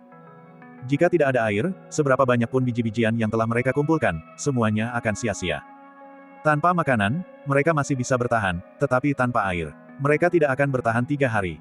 Dan sekarang, di tengah teriknya musim panas, dengan ratusan orang di gunung, bagaimana mereka akan menyelesaikan masalah air minum? Kurang ajar, kau berani mengganggu moral pasukanku. Aku akan membunuhmu. Seng Changping berteriak marah, dia sama sekali tidak percaya. Benar, hari ini, dapur pergi mengambil air untuk memasak makan malam, tetapi mereka baru saja mengambil 2 ember ketika airnya semakin berkurang, dan akhirnya benar-benar habis. Aku yang rendah hati ini tidak berani berbohong, pemimpin agung dapat melihat sendiri. Kata bandit itu sambil gemetar. Saudara Seng, kita harus pergi melihatnya. Seorang pria berjanggut dan bertubuh kekar berbicara. Dia adalah pemimpin kedua, singa marah, Nuosi Dufu. Ekspresi Seng Changping tampak muram. Dia berkata, ayo pergi. Beberapa orang segera bergegas ke sumber air. Sumber air itu berada di gunung bagian belakang, mengalir keluar dari dinding batu. Pada saat itu, sekitar selusin juru masak dari benteng berdiri di depan dinding batu, tampak cemas. Biasanya, mata air pegunungan mengalir keluar, cukup untuk digunakan benteng, tetapi sekarang telah mengering, hanya menyisakan beberapa tetes air. Apa yang terjadi? Bagaimana mungkin tiba-tiba tidak ada air? Seng Changping tiba, dan melihat pemandangan ini, ekspresinya berubah drastis. Ini, apa yang sebenarnya terjadi? Bagaimana mungkin air kita menghilang? Buruk, ini buruk. Dengan ini, apa yang akan kita lakukan? Sudah berakhir, sudah berakhir. Tanpa air, bagaimana kita bisa bertahan? Kelompok pemimpin itu langsung tercengang. Pemimpin agung, mungkinkah air ini telah diambil oleh para dewa? Jika tidak, bagaimana mungkin air ini tiba-tiba mengering? Seorang juru masak berkata sambil gemetar. Mata air pegunungan ini mengalir sepanjang tahun, bagaimana mungkin sekarang menjadi seperti ini? Ini terlalu aneh. Pemimpin hebat. Pada saat itu, orang lain berlari mendekat dan berkata, pemimpin agung, saudara-saudara di benteng sangat lapar dan bertanya kapan juru masak akan menyiapkan makan malam. Airnya sudah kering, jadi bagaimana kita bisa memasak? Kenapa kau terburu-buru? Kai Wenyuan berteriak marah dengan ekspresi jelek. Wajah bandit itu langsung berubah. Tidak ada air, lalu bagaimana kita bisa makan? Dia bergumam kaget. Ahsan, ini hanya masalah kecil. Kamu tidak perlu panik. Sampaikan kepada saudara-saudara bahwa kita akan mengadakan jamuan besar malam ini, suruh mereka menunggu sebentar. Seng Changping berkata dengan suara berat. Sekarang, dia harus menjaga kestabilan. Dia tidak bisa membiarkan saudara-saudaranya di benteng mengetahui tentang kekurangan air, atau itu akan mengguncang moral mereka. Ya. Benteng kita diberkati oleh surga, tidak akan ada masalah. Ahsan berkata dengan patuh, lalu pergi. Saudara-saudara, hari ini, benteng kita akhirnya menghadapi momen hidup dan mati. Ekspresi Seng Changping sangat serius. Meskipun tampak tenang, keringat dingin justru muncul di dahinya. Nuosi Dufu dan yang lainnya juga memasang ekspresi serius. Semangat pasukan tidak boleh goyah. Malam ini tidak ada air, jadi gunakan anggur sebagai gantinya. Para juru masak, siapkan makanan dengan cepat. Jika air tidak cukup, gunakan minyak untuk menggoreng makanan. Kita harus memastikan semua orang kenyang. Seng Changping bukanlah orang biasa, dan dia mengambil keputusan yang tegas. Meskipun ada anggur di benteng, yang cukup untuk ratusan orang, paling lama hanya cukup untuk malam ini. Besok, mata Nuosi Dufu dipenuhi kekhawatiran. Li Tu. Seng Changping tiba-tiba mengepalkan tinjunya. Dia tidak tahu bagaimana Li Tu melakukannya, tetapi dia tahu masalah ini pasti terkait dengan Li Tu. Sialan, sepertinya pejabat korup ini benar-benar punya kemampuan. Tunggu, jangan panik. Para pemimpin lainnya juga menggertakkan gigi, jelas-jelas menjadi sangat marah. Bab 108. Malam itu, benteng Liu Yun mengadakan jamuan besar, mengeluarkan semua minuman beralkohol yang ada di benteng untuk dinikmati semua orang. Biasanya, dengan terputusnya pasokan air, barang-barang seperti alkohol seharusnya dijatah. Namun, para bandit ini, sebagian karena mereka tidak mengetahui kebenarannya dan sebagian karena mereka terbiasa dengan kemewahan, menenggak minuman itu sampai kenyang. Alkohol yang telah terkumpul di benteng sejak lama malah habis dalam satu malam. Meskipun Seng Changping, Nuosi Dufu, dan yang lainnya ingin menghentikan mereka, mereka tidak bisa. Saudara Seng, apa yang harus kita lakukan? Kita masih bisa bertahan dengan alkohol hari ini, tapi bagaimana dengan besok? Tanya Nuosi Dufu dengan sangat khawatir. Mulai besok, kita akan mengirim orang-orang turun gunung untuk mengambil air. Bukankah Li Tu sudah menggali lubang air yang besar? Kita akan langsung menyerbu dan merebutnya. Kata Seng Changping dengan muram. Jika air tidak kunjung datang, pada akhirnya mereka tidak punya pilihan lain selain menuruni gunung dan terlibat baku tembak dengan pasukan pemerintah. Keesokan harinya, matahari bersinar terik di langit, dan cuaca sangat panas, cukup untuk membuat orang merasa seperti sedang meleleh. Di kaki Gunung Yandang, 2000 pasukan Li Tu berkumpul. Aura mereka sangat mengesankan. Di bawah komando Li Tu, para prajurit telah menggali lubang air hingga berbentuk kolam renang, yang diisi dengan air dingin. Sudah jelas bahwa alasan air di Gunung Yandang menghilang adalah karena air itu mengalir ke sini. Tuan Wang Zhao, Anda dan saudara-saudara Anda telah bekerja sangat keras menggali sumur air ini. Hari ini, Anda tidak perlu melakukan apapun, nikmati saja waktu Anda. Li Tu, ditemani oleh Li Chanen, membawa 4 gerobak besar berisi makanan dan minuman anggur dan berkata, tugas kalian hari ini adalah bersenang-senang. Semua ini telah disiapkan untuk kalian. Setelah mendengar itu, Wang Zhao dan yang lainnya sangat gembira, karena tidak menyangka Li Tu akan begitu perhatian kepada mereka. Terima kasih, Tuan Li Tu. Terima kasih, Tuan Li Tu. Para prajurit sangat gembira, sementara yang lain menyaksikan dengan iri hati di mata mereka. Chanen, kau harus bekerja lebih keras hari ini. Pimpin anak buahmu untuk menjaga posisi. Jika musuh menyerang, dorong mereka mundur dengan rentetan panah. Kata Li Tu dengan tenang. Apakah maksud Tuan Benteng Liu Yun adalah akan melancarkan serangan hari ini? Tanya Li Chanen dengan terkejut. Bagaimana mungkin itu terjadi? Menghadapi pasukan besar, mereka tidak hanya tidak menggali parit dalam dan membangun benteng tinggi untuk mempersiapkan pertahanan, tetapi mereka berani mengambil inisiatif untuk menyerang. Serigala liar telah berubah menjadi anjing ganas. Yang perlu kita waspadai adalah anjing yang terpojok dan melompati tembok. Ejek Li Tu. Li Chanen memimpin beberapa ratus pemanah untuk berdiri di kedua sisi, dengan 4 gerobak berisi makanan dan minuman anggur diletakkan berjejer di tengah. Wang Zhao memimpin 500 tentara untuk berpesta dengan meriah, pemandangan yang benar-benar menggugah selera. Sementara itu, di atas gunung. Di benteng Liu Yun, para bandit berbaring telentang di tempat-tempat yang teduh, tetapi suhu yang tinggi tetap membuat mereka merasa sangat tidak nyaman. Sangat panas. Sialan, cuaca mengerikan ini, membuatku berkeringat sampai 3 pon minyak. Ini tidak bisa diterima, aku mau mandi. Para bandit di benteng itu semuanya menderita kepanasan dan ingin mencari air untuk mandi, tetapi dengan benteng yang sedang dikepung, dari mana mereka akan mendapatkan air untuk mandi? Haus, sangat haus. Cepat, bawakan kami air. Ya ampun, tenggorokanku rasanya mau berasap. Astaga, panas dan haus. Semua orang di benteng merasakan kehausan, dan orang-orang mencari air di mana-mana. Mereka bisa bertahan tanpa mandi, tetapi tidak memiliki air minum adalah hal yang tak tertahankan. Apakah kamu melihat air di manapun? Tidak, saya sudah memeriksa seluruh dapur, tidak ada setetes pun. Apa yang terjadi? Kemana perginya air di benteng kita? Tak lama kemudian, benteng itu diliputi keriuhan suara orang-orang yang mencari air. Banyak yang menuju ke belakang gunung, membawa kendi, mangkuk, dan baskom untuk mengumpulkan air, tetapi ketika mereka tiba dan melihat pemandangan itu, semua orang terkejut. Mata air pegunungan kita, mengapa berhenti mengalir? Apa yang terjadi? Mustahil, mata air pegunungan kami selalu mengalir sepanjang tahun tanpa henti. Oh tidak, tidak ada air. Apa yang akan kita lakukan? Dalam sekejap, semua bandit itu terkejut. Cepat, temui kepala dan mintalah keputusan. Baik, kita harus segera memberitahu kepala. Ayo pergi. Para bandit bersuara satu persatu, semuanya panik, dan bergegas menuju benteng pusat. Sementara itu, di benteng pusat, berbagai kepala suku juga menunjukkan ekspresi khawatir. Di depan Seng Changping terhampar setengah mangkuk teh. Di hari lain, dia mungkin hanya akan menyesap beberapa teguk dari mangkuk teh itu lalu menuangkannya untuk menyeduh teko kedua, tetapi hari ini, dia menyesap setengah mangkuk teh itu berulang kali. Keringat terus menetes, dan bibirnya menjadi kering. Dia mengangkat mangkuk teh itu lagi, tetapi tidak setetes pun tumpah. Saudara Seng, bahkan kita pun sudah sampai pada titik di mana kita kehabisan air. Apa yang akan dilakukan saudara-saudara? Wajah Nuo Sidufu tampak sangat muram. Semua ini gara-gara Li Tu. Seng Changping menghancurkan mangkuk teh berkeping-keping, berharap dia bisa melahap Li Tu dalam satu gigitan. Ketua. Ada sesuatu yang terjadi, Pak. Tidak ada air, Pak. Suara-suara terdengar dari luar pintu, dan banyak sekali bandit berkumpul. Seng Changping dan yang lainnya segera berdiri dan berjalan keluar. Di pintu masuk, kerumunan orang telah berkumpul, semuanya merasa kepanasan luar dan dalam.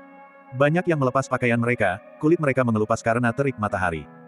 Saudara-saudara, aku tidak akan menyembunyikannya dari kalian semua, benteng kita telah kehabisan air. Kata Seng Changping tanpa daya, pada titik ini, dia tidak bisa menyembunyikannya lagi.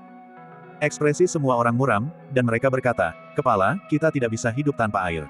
Anda harus mengambil keputusan, apa yang harus kita lakukan. Seng Changping segera berkata dengan dingin, semuanya, jangan panik. Li Tu di bawah gunung itu telah menggali lubang air yang besar. Kita hanya perlu mengirim sekelompok saudara untuk menyerbu turun gunung dan merebut air itu. Setelah mendengar itu, para bandit mengangguk setuju. Mereka selalu terbiasa bersikap arogan dan tidak menganggap serius para pejabat pemerintah.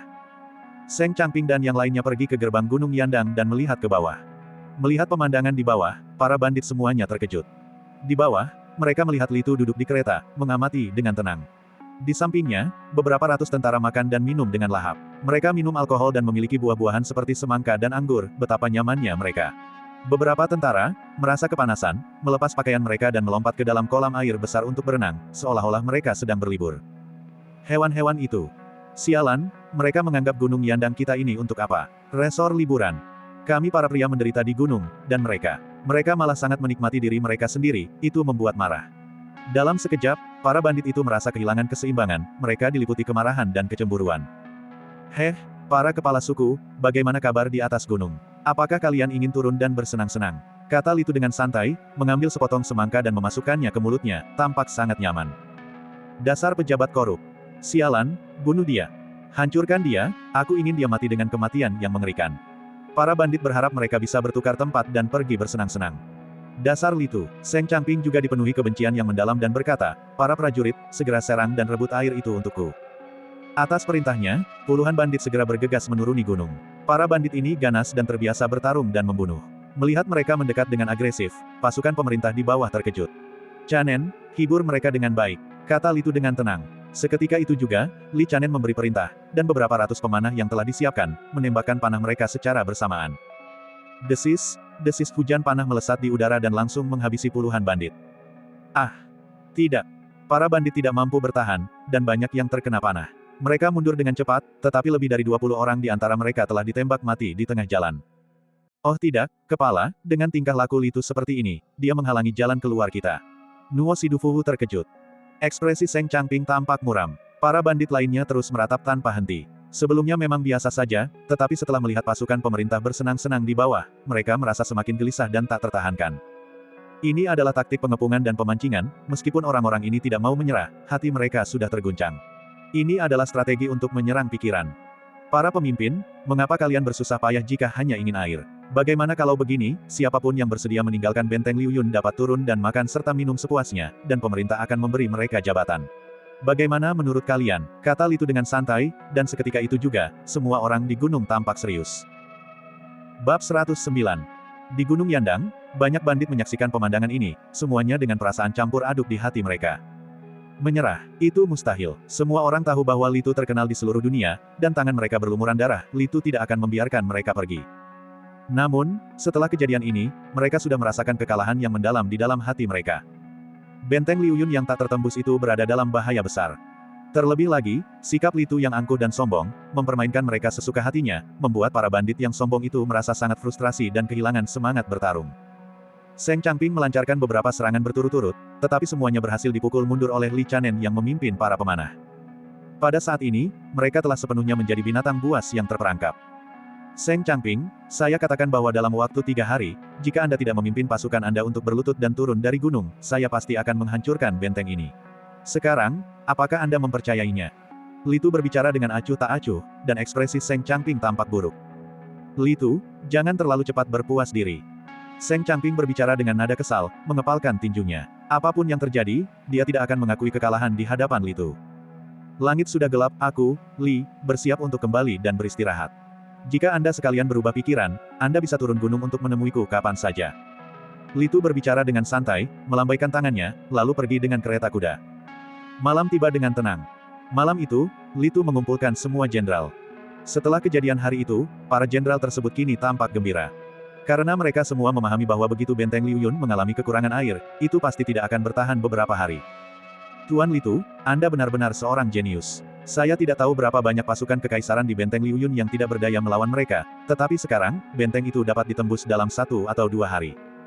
Wang Zhao menghela napas kagum, saat ini, dia benar-benar yakin. Menggali lubang di kaki gunung benar-benar dapat memutus sumber air di gunung tersebut. Metode seperti itu hampir bisa disebut tak terbayangkan. Ya, hari ini semangat para prajurit tinggi, dan mereka menyebarkan desas-desus bahwa Tuan Litu seperti seseorang yang mendapat bantuan ilahi, semua orang penuh percaya diri. Dengan cara ini, penaklukan benteng Liu Yun sudah di depan mata. Ya, jika kita berhasil menaklukkan tantangan yang begitu sulit, kita pasti akan terkenal di wilayah ini. Banyak jenderal menunjukkan ekspresi gembira di wajah mereka. Siapa di antara para pejabat yang tidak menyukai pujian? Jika ada kesempatan untuk meraih prestasi, tidak seorang pun akan melepaskannya, dan hal-hal seperti itu membawa ketenaran dan keuntungan. Ini semua berkatmu, Litu tidak melakukan apapun dari awal hingga akhir. Litu tersenyum tipis dan berkata, karena kehancuran benteng Liu Yun sudah dekat, malam ini aku harus meminta semua orang untuk bekerja keras. Besok, kita akan kembali ke kota untuk merayakan kemenangan kita. Mendengar itu, semua orang terkejut. Apakah Tuhan bermaksud bahwa kita akan menyerang malam ini? Wang Zhao bertanya secara tak terduga. Benar, kata Litu dengan ringan. Ya Tuhan, mereka masih punya kekuatan untuk bertarung malam ini bukanlah waktu yang tepat untuk menyerang. Wang Zhao berbicara dengan hati-hati. Jenderal-jenderal lain pun berpendapat sama, benteng Liu Yun pasti akan jatuh, dan semakin lambat jatuhnya, semakin mudah jadinya, karena pada akhirnya, orang-orang di benteng Liu Yun akan langsung mati kehausan. Tanpa usaha apapun. Selain itu, jika mereka menyerang sekarang, para bandit benteng Liu Yun masih memiliki kekuatan untuk melawan, yang akan menyebabkan banyak korban jiwa, sehingga terasa sangat kontraproduktif. Namun, Li Tu menggelengkan kepalanya dan berkata, apakah kau lupa? Pejabat ini mengatakan, tangkap para pencuri itu dalam 3 hari. Ini adalah sumpah pejabat ini, bagaimana mungkin ini dianggap permainan anak-anak? Yang dia inginkan adalah menepati janjinya dan membentuk efek jera yang mematikan. Hanya dengan menindaklanjuti kata-kata dengan tindakan, kejahatan dapat dibuat gemetar. Semua orang saling memandang. Jangan khawatir, menaklukkan benteng Liuyun saat ini tidak sesulit yang kau bayangkan, karena moral militer mereka sudah kacau. Li Tu berbicara dingin dan langsung memberi perintah, Wang Zhao, aku perintahkan kau untuk segera memimpin 100 prajurit untuk mengangkut kayu bakar kering dan minyak yang telah disiapkan oleh Li Chanen ke kaki gunung. Tunggu aba-abaku untuk menyalakannya bersama-sama. Wang Zhao menerima perintah itu. Wang Zhao menerima perintah tersebut. Xiao Fang, aku perintahkan kau untuk membawa 400 orang untuk mengepung sisi barat. Zhang Song, bawa 400 orang untuk mengepung sisi selatan. Chen Fang, bawa 400 orang untuk mengepung sisi timur. Li Tu memberikan perintah satu persatu, dan beberapa jenderal dengan senang hati menerima perintah tersebut. Saat api mulai berkobar, kalian harus tetap tenang dan jangan sampai ada yang menemukan jejak kalian. Begitu musuh datang, kalian tidak boleh membiarkan siapapun melarikan diri. Semua jenderal berkata, iya. Pejabat ini akan memimpin Li Chanen dan yang lainnya, bersama dengan 700 orang dan pemanah, untuk menunggu di sisi utara. Li Chanen, begitu kau melihat api, kau harus berteriak dan bersorak untukku. Momentumnya harus kuat, agar musuh tahu bahwa pasukan utama kita berada di sisi utara. Li Tu berbicara satu persatu, tetapi para jenderal menjadi curiga. Tuan, dengan cara ini, bukankah ini dengan jelas menunjukkan kepada pihak lawan bahwa pasukan kita di arah timur, barat, dan selatan tidak mencukupi? Jika mereka menerobos dari ketiga arah itu pada saat itu, setiap jenderal kita hanya memiliki 400 orang, dan tidak ada pasukan kuat seperti pemanah, jadi kita tidak dapat menghentikan para bandit yang ganas itu. Wang Zhao bertanya dengan bingung. Li Tu tersenyum tipis dan berkata, jangan khawatir semuanya, aku sudah menghitungnya. Seng Changping ditakdirkan untuk mati di barat hari ini. Kalian bertiga arah paling banyak hanya akan memiliki beberapa orang yang tertinggal, jadi tidak perlu khawatir.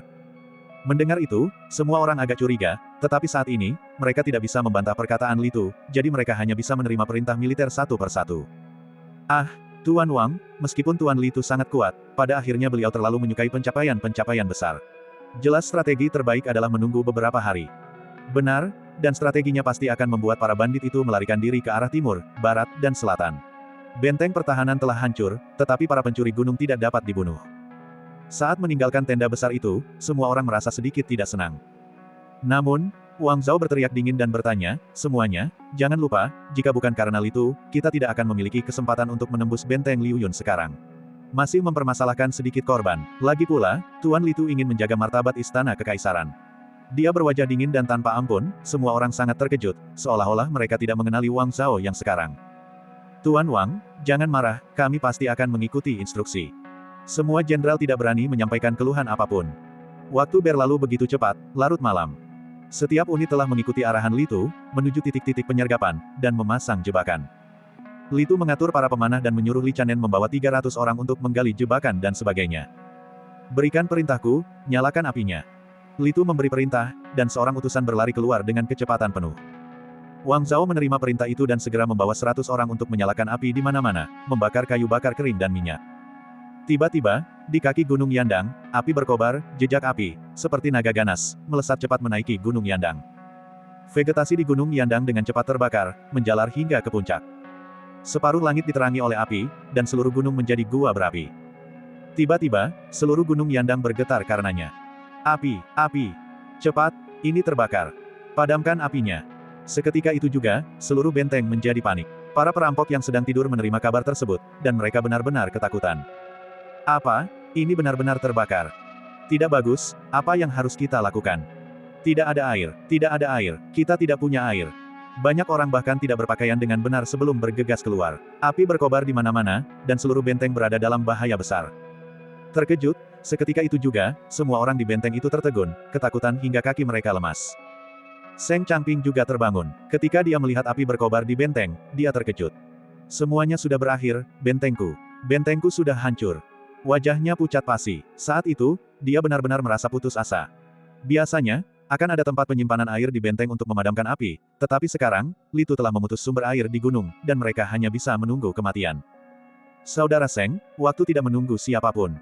Jika kita menunggu api menyebar, semuanya akan berakhir. Ayo kita pergi dengan cepat. Nuo Sidufu berteriak dengan gugup. Dia telah mengumpulkan 3 atau 400 orang, tetapi masih ada 2 atau 300 orang yang sudah melarikan diri kemana-mana dan tidak dapat dihentikan. Saudara-saudara, ikuti aku dan mari kita berburu dan menuruni gunung ini. Seng Changping meraung. Saat ini, meskipun hatinya sakit, dia harus menahannya dan menerobos terlebih dahulu. Seng Changping dan Nuo Sidufu, bersama dengan 3 atau 4 ahli lainnya, membawa 3 atau 400 orang dan bergegas keluar dari benteng. Tepat saat mereka pergi, gerombolan ular piton api telah menyerang, sepenuhnya menelan benteng Liu Yun yang tak tertembus. Banyak orang tidak sempat mundur dan hangus terbakar menjadi mayat-mayat oleh kebakaran besar ini. Seng Changping memimpin semua orang untuk melarikan diri ke pintu masuk gunung. Panglima Agung, ke arah mana kita harus melarikan diri? Nuo Sidufu bertanya. Saat ini, arah timur, barat, dan selatan di kaki Gunung Sunyi, tetapi di sisi utara, genderang ditabuh dengan keras, seolah-olah pasukan ribuan orang sedang mengepung sisi utara. Pergilah ke utara. Seng Changping tiba-tiba berbicara dengan muram. Setelah mendengar itu, semua orang terkejut dan berkata, Panglima Agung, pihak utara memiliki pasukan terbanyak. Benar, jika kita pergi ke utara, kita akan mengenai moncong senjata itu. Akan lebih baik jika kita menerobos dari 3 arah lainnya. Semua orang berbicara terburu-buru, tidak memahami kata-kata Seng Changping. Gong dan genderang di utara begitu keras, seolah-olah ada banyak orang. Anda salah. Seng Changping berbicara dengan muram, namun ada seringai di matanya, sambil berkata, orang macam apa Litu itu? Dengan kecerdikannya, akankah dia dengan jelas menempatkan kekuatan militernya di sisi utara dan membuat keributan sebesar ini? Mendengar itu, semua orang semakin bingung. Mata Nuo Sidufu berbinar, dan dia berkata, apa maksud kepala suku agung? Seni perang mengatakan, tunjukkan kelemahan saat kau kuat, dan tunjukkan kekuatan saat kau lemah. Ini hanyalah kedok belaka yang dibuat oleh Litu. Kekuatan militernya paling banyak hanya mampu mengepung 3 arah, jadi dia membiarkan orang-orang memamerkan kekuatan di utara, membuat kita takut untuk pergi ke sana. Jika kita benar-benar pergi dari arah timur, barat, atau selatan, kita akan jatuh ke dalam perangkapnya. Seng Changping berbicara dengan percaya diri, sambil mencibir, mengejek, strategi Litu tidak lebih dari ini. Konyol. Mendengar itu, semua orang dipenuhi kekaguman. Nuo Sidufu berseru, kepala suku agung benar-benar seorang jenius. Mari kita bergegas dan menerobos dari utara. Seketika itu juga, semua orang mengikuti Seng Changping dan bergegas menuju ke utara. Bab 110. Saat ini, di sebelah utara, Li Chanen sedang menunggu dengan formasi tempur lengkap bersama 400 pemanah. Di barisan depan pasukan terdapat 100 pemain drum dan gong, yang membuat kebisingan semaksimal mungkin untuk menciptakan tontonan. Setelah Wang Zhao selesai menyalakan api bersama anak buahnya, dia juga tiba di sisi utara untuk bertemu dengan Li Tu dan yang lainnya. Tuan Li Tu, apakah Seng Changping benar-benar akan datang ke sini? Bahkan hingga kini, Wang Zhao masih agak ragu. Li Tu tersenyum tipis dan berkata, Tuan Wang, mari kita bertaruh. Jika Seng Changping datang, aku menang. Jika dia tidak datang, kau menang. Yang kalah akan dihukum dengan 3 gelas anggur, bagaimana? Setelah mendengar itu, Wang Zhao menjawab, jika kita benar-benar menangkap Seng Changping, apalagi 3 cangkir, bahkan 300 cangkir, aku, Wang Zhao, bahkan tidak akan mengerutkan kening. Bagus, Li Tu tertawa dan berkata, tunggu saja dan lihat. Memimpin lebih dari 400 orang, Seng Changping bergegas menuju utara dan segera melihat cahaya api di depan. Seperti yang diharapkan, kepala suku agung adalah ahli strategi. Tempat ini benar-benar hanya umpan. Du Fu sangat gembira. Semua bandit itu terkejut sekaligus senang, karena di hadapan mereka hanya ada tumpukan kayu bakar yang menyala, tanpa ada pasukan sungguhan yang terlihat. Tidak jauh dari situ, sekitar 100 orang sedang memukul genderang dan gong. Sudah kukatakan sebelumnya, Li Tu mungkin punya kebijaksanaan dalam hal mengadili perkara, tapi kalau soal berbaris dan bertempur, apa yang bisa dicapai oleh seorang pejabat sipil? Seng Changping berkata dengan nada meremehkan, dan yang lain ikut menimpali, memberikan pujian tanpa henti. Ayo, bergeraklah cepat melewati daerah ini. Begitu kita meninggalkan Gunung Yandang, kita tidak akan musnah, dan kita bisa bangkit kembali. Seng Changping mencibir, melihat secercah harapan sekali lagi. Dia segera mengangkat cambuknya, memukul punggung kudanya dengan keras, dan menyerbu keluar. Seketika itu juga, lebih dari 400 orang menyerbu keluar. Tepat pada saat itu, kuku kuda Seng Changping tiba-tiba menancap dalam-dalam ke tanah. Kuda itu melangkah di udara kosong, ini ternyata jebakan. Lubang itu dipenuhi dengan tombak bambu dan benda-benda serupa. Begitu seseorang jatuh ke dalamnya, mereka akan tertusuk ratusan lubang, tidak ada yang bisa berharap untuk selamat. Namun, Seng Changping adalah Raja Harimau Pengguncang Langit, dan kemampuan bela dirinya jauh dari biasa. Dengan teriakan keras, dia menamparkan punggung kudanya dengan keras, mendorong tubuhnya ke atas, sementara seluruh tubuh kuda jatuh ke dalam lubang, tertusuk hingga darah mengalir di mana-mana. Ah! Ini tidak baik, ini jebakan. Kakiku, selamatkan aku. Dalam sekejap, puluhan orang di depan semuanya jatuh ke dalam perangkap. Hanya para ahli seperti Du Fu yang mampu bereaksi tepat waktu dan nyaris lolos, tetapi wajah mereka berubah drastis pada saat itu. Orang-orang di belakang, setelah mendengar ada jebakan, segera berhenti. Tepat ketika semua orang menahan napas, sebuah suara dingin tiba-tiba terdengar dari kegelapan. Lepaskan anak panah. Dalam sekejap, dalam kegelapan, suara, Swiss, hujan anak panah membuat bulu kuduk merinding. Anak panah itu melesat turun dalam rentetan yang terkonsentrasi, menyelimuti mereka semua. Du Fu bereaksi paling cepat dan meraung, ada penyergapan. Suaranya seperti singa yang mengamuk, mengguncang seluruh hutan, tetapi anak buahnya sudah tidak mampu mundur tepat waktu. Ah! Tidak! Berlari! Hujan panah menghujani tanpa henti. Para bandit ini berada dalam kegelapan dan kehilangan keberanian, mereka panik dan tidak mampu menangkisnya. Hanya dalam satu putaran tembakan panah, puluhan orang tewas atau terluka. Lepaskan anak panah. Dalam kegelapan, suara dingin itu kembali terdengar. Tidak, hentikan! Para bandit panik, ingin melarikan diri ke segala arah, tetapi dalam kegelapan, suara derap kaki kuda terdengar dari segala penjuru. Mereka tidak tahu di mana musuh berada dan tidak berani bergerak sembarangan. Akhirnya, hujan panah kembali menghujani. Engah! Membantu! Aku tidak ingin mati. Hujan panah terus berlanjut berulang kali, dan setiap kali panah ditembakkan, puluhan orang terluka atau tewas. Tidak, jangan tembak kami lagi, kumohon. Kasihanilah kami. Para bandit kejam dan jahat ini semuanya telah berubah wajah, di hadapan kematian, mereka memohon dan meratap. Pada saat itu, hanya sekitar 200 orang yang selamat tanpa luka, sementara sisanya tewas atau terluka, tergeletak di tanah sambil mengerang. Litu, keluar sini. Seng Changping meraung marah. Melihat anak buahnya mati satu persatu, dia sangat geram. Sebagai seorang ahli hutan bela diri, hujan panah ini tentu saja tidak dapat melukainya. Dia juga menyadari bahwa dia telah terjebak. Litu telah menipunya. Kepala suku Seng yang agung, mengapa kau begitu marah? Dalam kegelapan, suara Litu terdengar tenang. Tiba-tiba, cahaya api menerangi sekelilingnya. Para prajurit dengan aura membunuh berdiri di segala sisi. Mereka menyalakan obor, seketika menerangi seluruh hutan. Di belakang, Litu sedang menunggang kuda, dengan Wang Zhao di sisinya. Ekspresinya tenang, seolah-olah dia baru saja selesai menikmati pertunjukan yang bagus. Ah, saudara Seng, aku, Litu, sudah memberitahumu dengan suara genderang dan gong yang memekakkan telinga bahwa ada penyergapan di sini, namun kau tetap datang. Bisa dibilang kau telah menempuh 1000 mil hanya untuk mengantarkan kepalamu, hadiah kecil, tetapi isyarat kasih sayang yang sangat besar. Dia berkata sambil mendesah. Mendengar itu, Seng Changping hampir memuntahkan seteguk darah. Kebencian, kebencian yang membara. Kau berani mempermainkanku. Dia menggertakkan giginya, dipenuhi kebencian. Ya, aku mempermainkanmu, lalu kenapa? Wajah Litu berubah dingin, dan dia berbicara dengan nada dingin. Ekspresi Du Fu dan yang lainnya juga sangat mengerikan. Mereka sering mendengar tentang kehebatan Litu, tetapi baru sekarang mereka tahu betapa menakutkannya dia. Tidak heran jika bahkan tokoh kejam seperti Seng Changping terpaksa melarikan diri dari prefektur Jiangnan karenanya. Litu, apakah kau benar-benar berniat memusnahkan kita semua? Du Fu berkata sambil menggertakkan giginya. Tentu saja, apa kau pikir aku membawa pasukan ke sini hanya untuk bermain-main denganmu? Tak satu pun kepalamu akan luput. Litu menggelengkan kepalanya. Bagus, bagus, bagus. Dia perlahan melangkah maju, wajahnya dipenuhi kebencian yang tak berujung, dan meraung, kalau begitu, akan kuberitahu kalian akibatnya jika kalian menentangku. Setelah berbicara, dia berteriak dengan keras, saudara-saudara, ikut aku untuk menangkap dan membunuh Litu. Bunuh dia, dan kita bisa pergi. Dalam sekejap, dia menggerakkan kakinya, meninggalkan jejak bayangan di tempat asalnya. Jauh di lubuk hati, Du Fu dan yang lainnya juga tahu bahwa satu-satunya kesempatan mereka sekarang adalah menyingkirkan Litu. Oleh karena itu, mereka bergerak sangat cepat, langsung mendekat, menampilkan seni bela diri yang dahsyat, dengan setiap orang segesit macan tutul. Seng Changping, seorang ahli tingkat ketiga. Du Fu, juga seorang tingkat ketiga. Ada juga 3 seniman bela diri tingkat 2 lainnya. Susunan pasukan seperti itu, yang ditempatkan di dalam hutan bela diri, dapat membentuk sebuah sekolah kecil.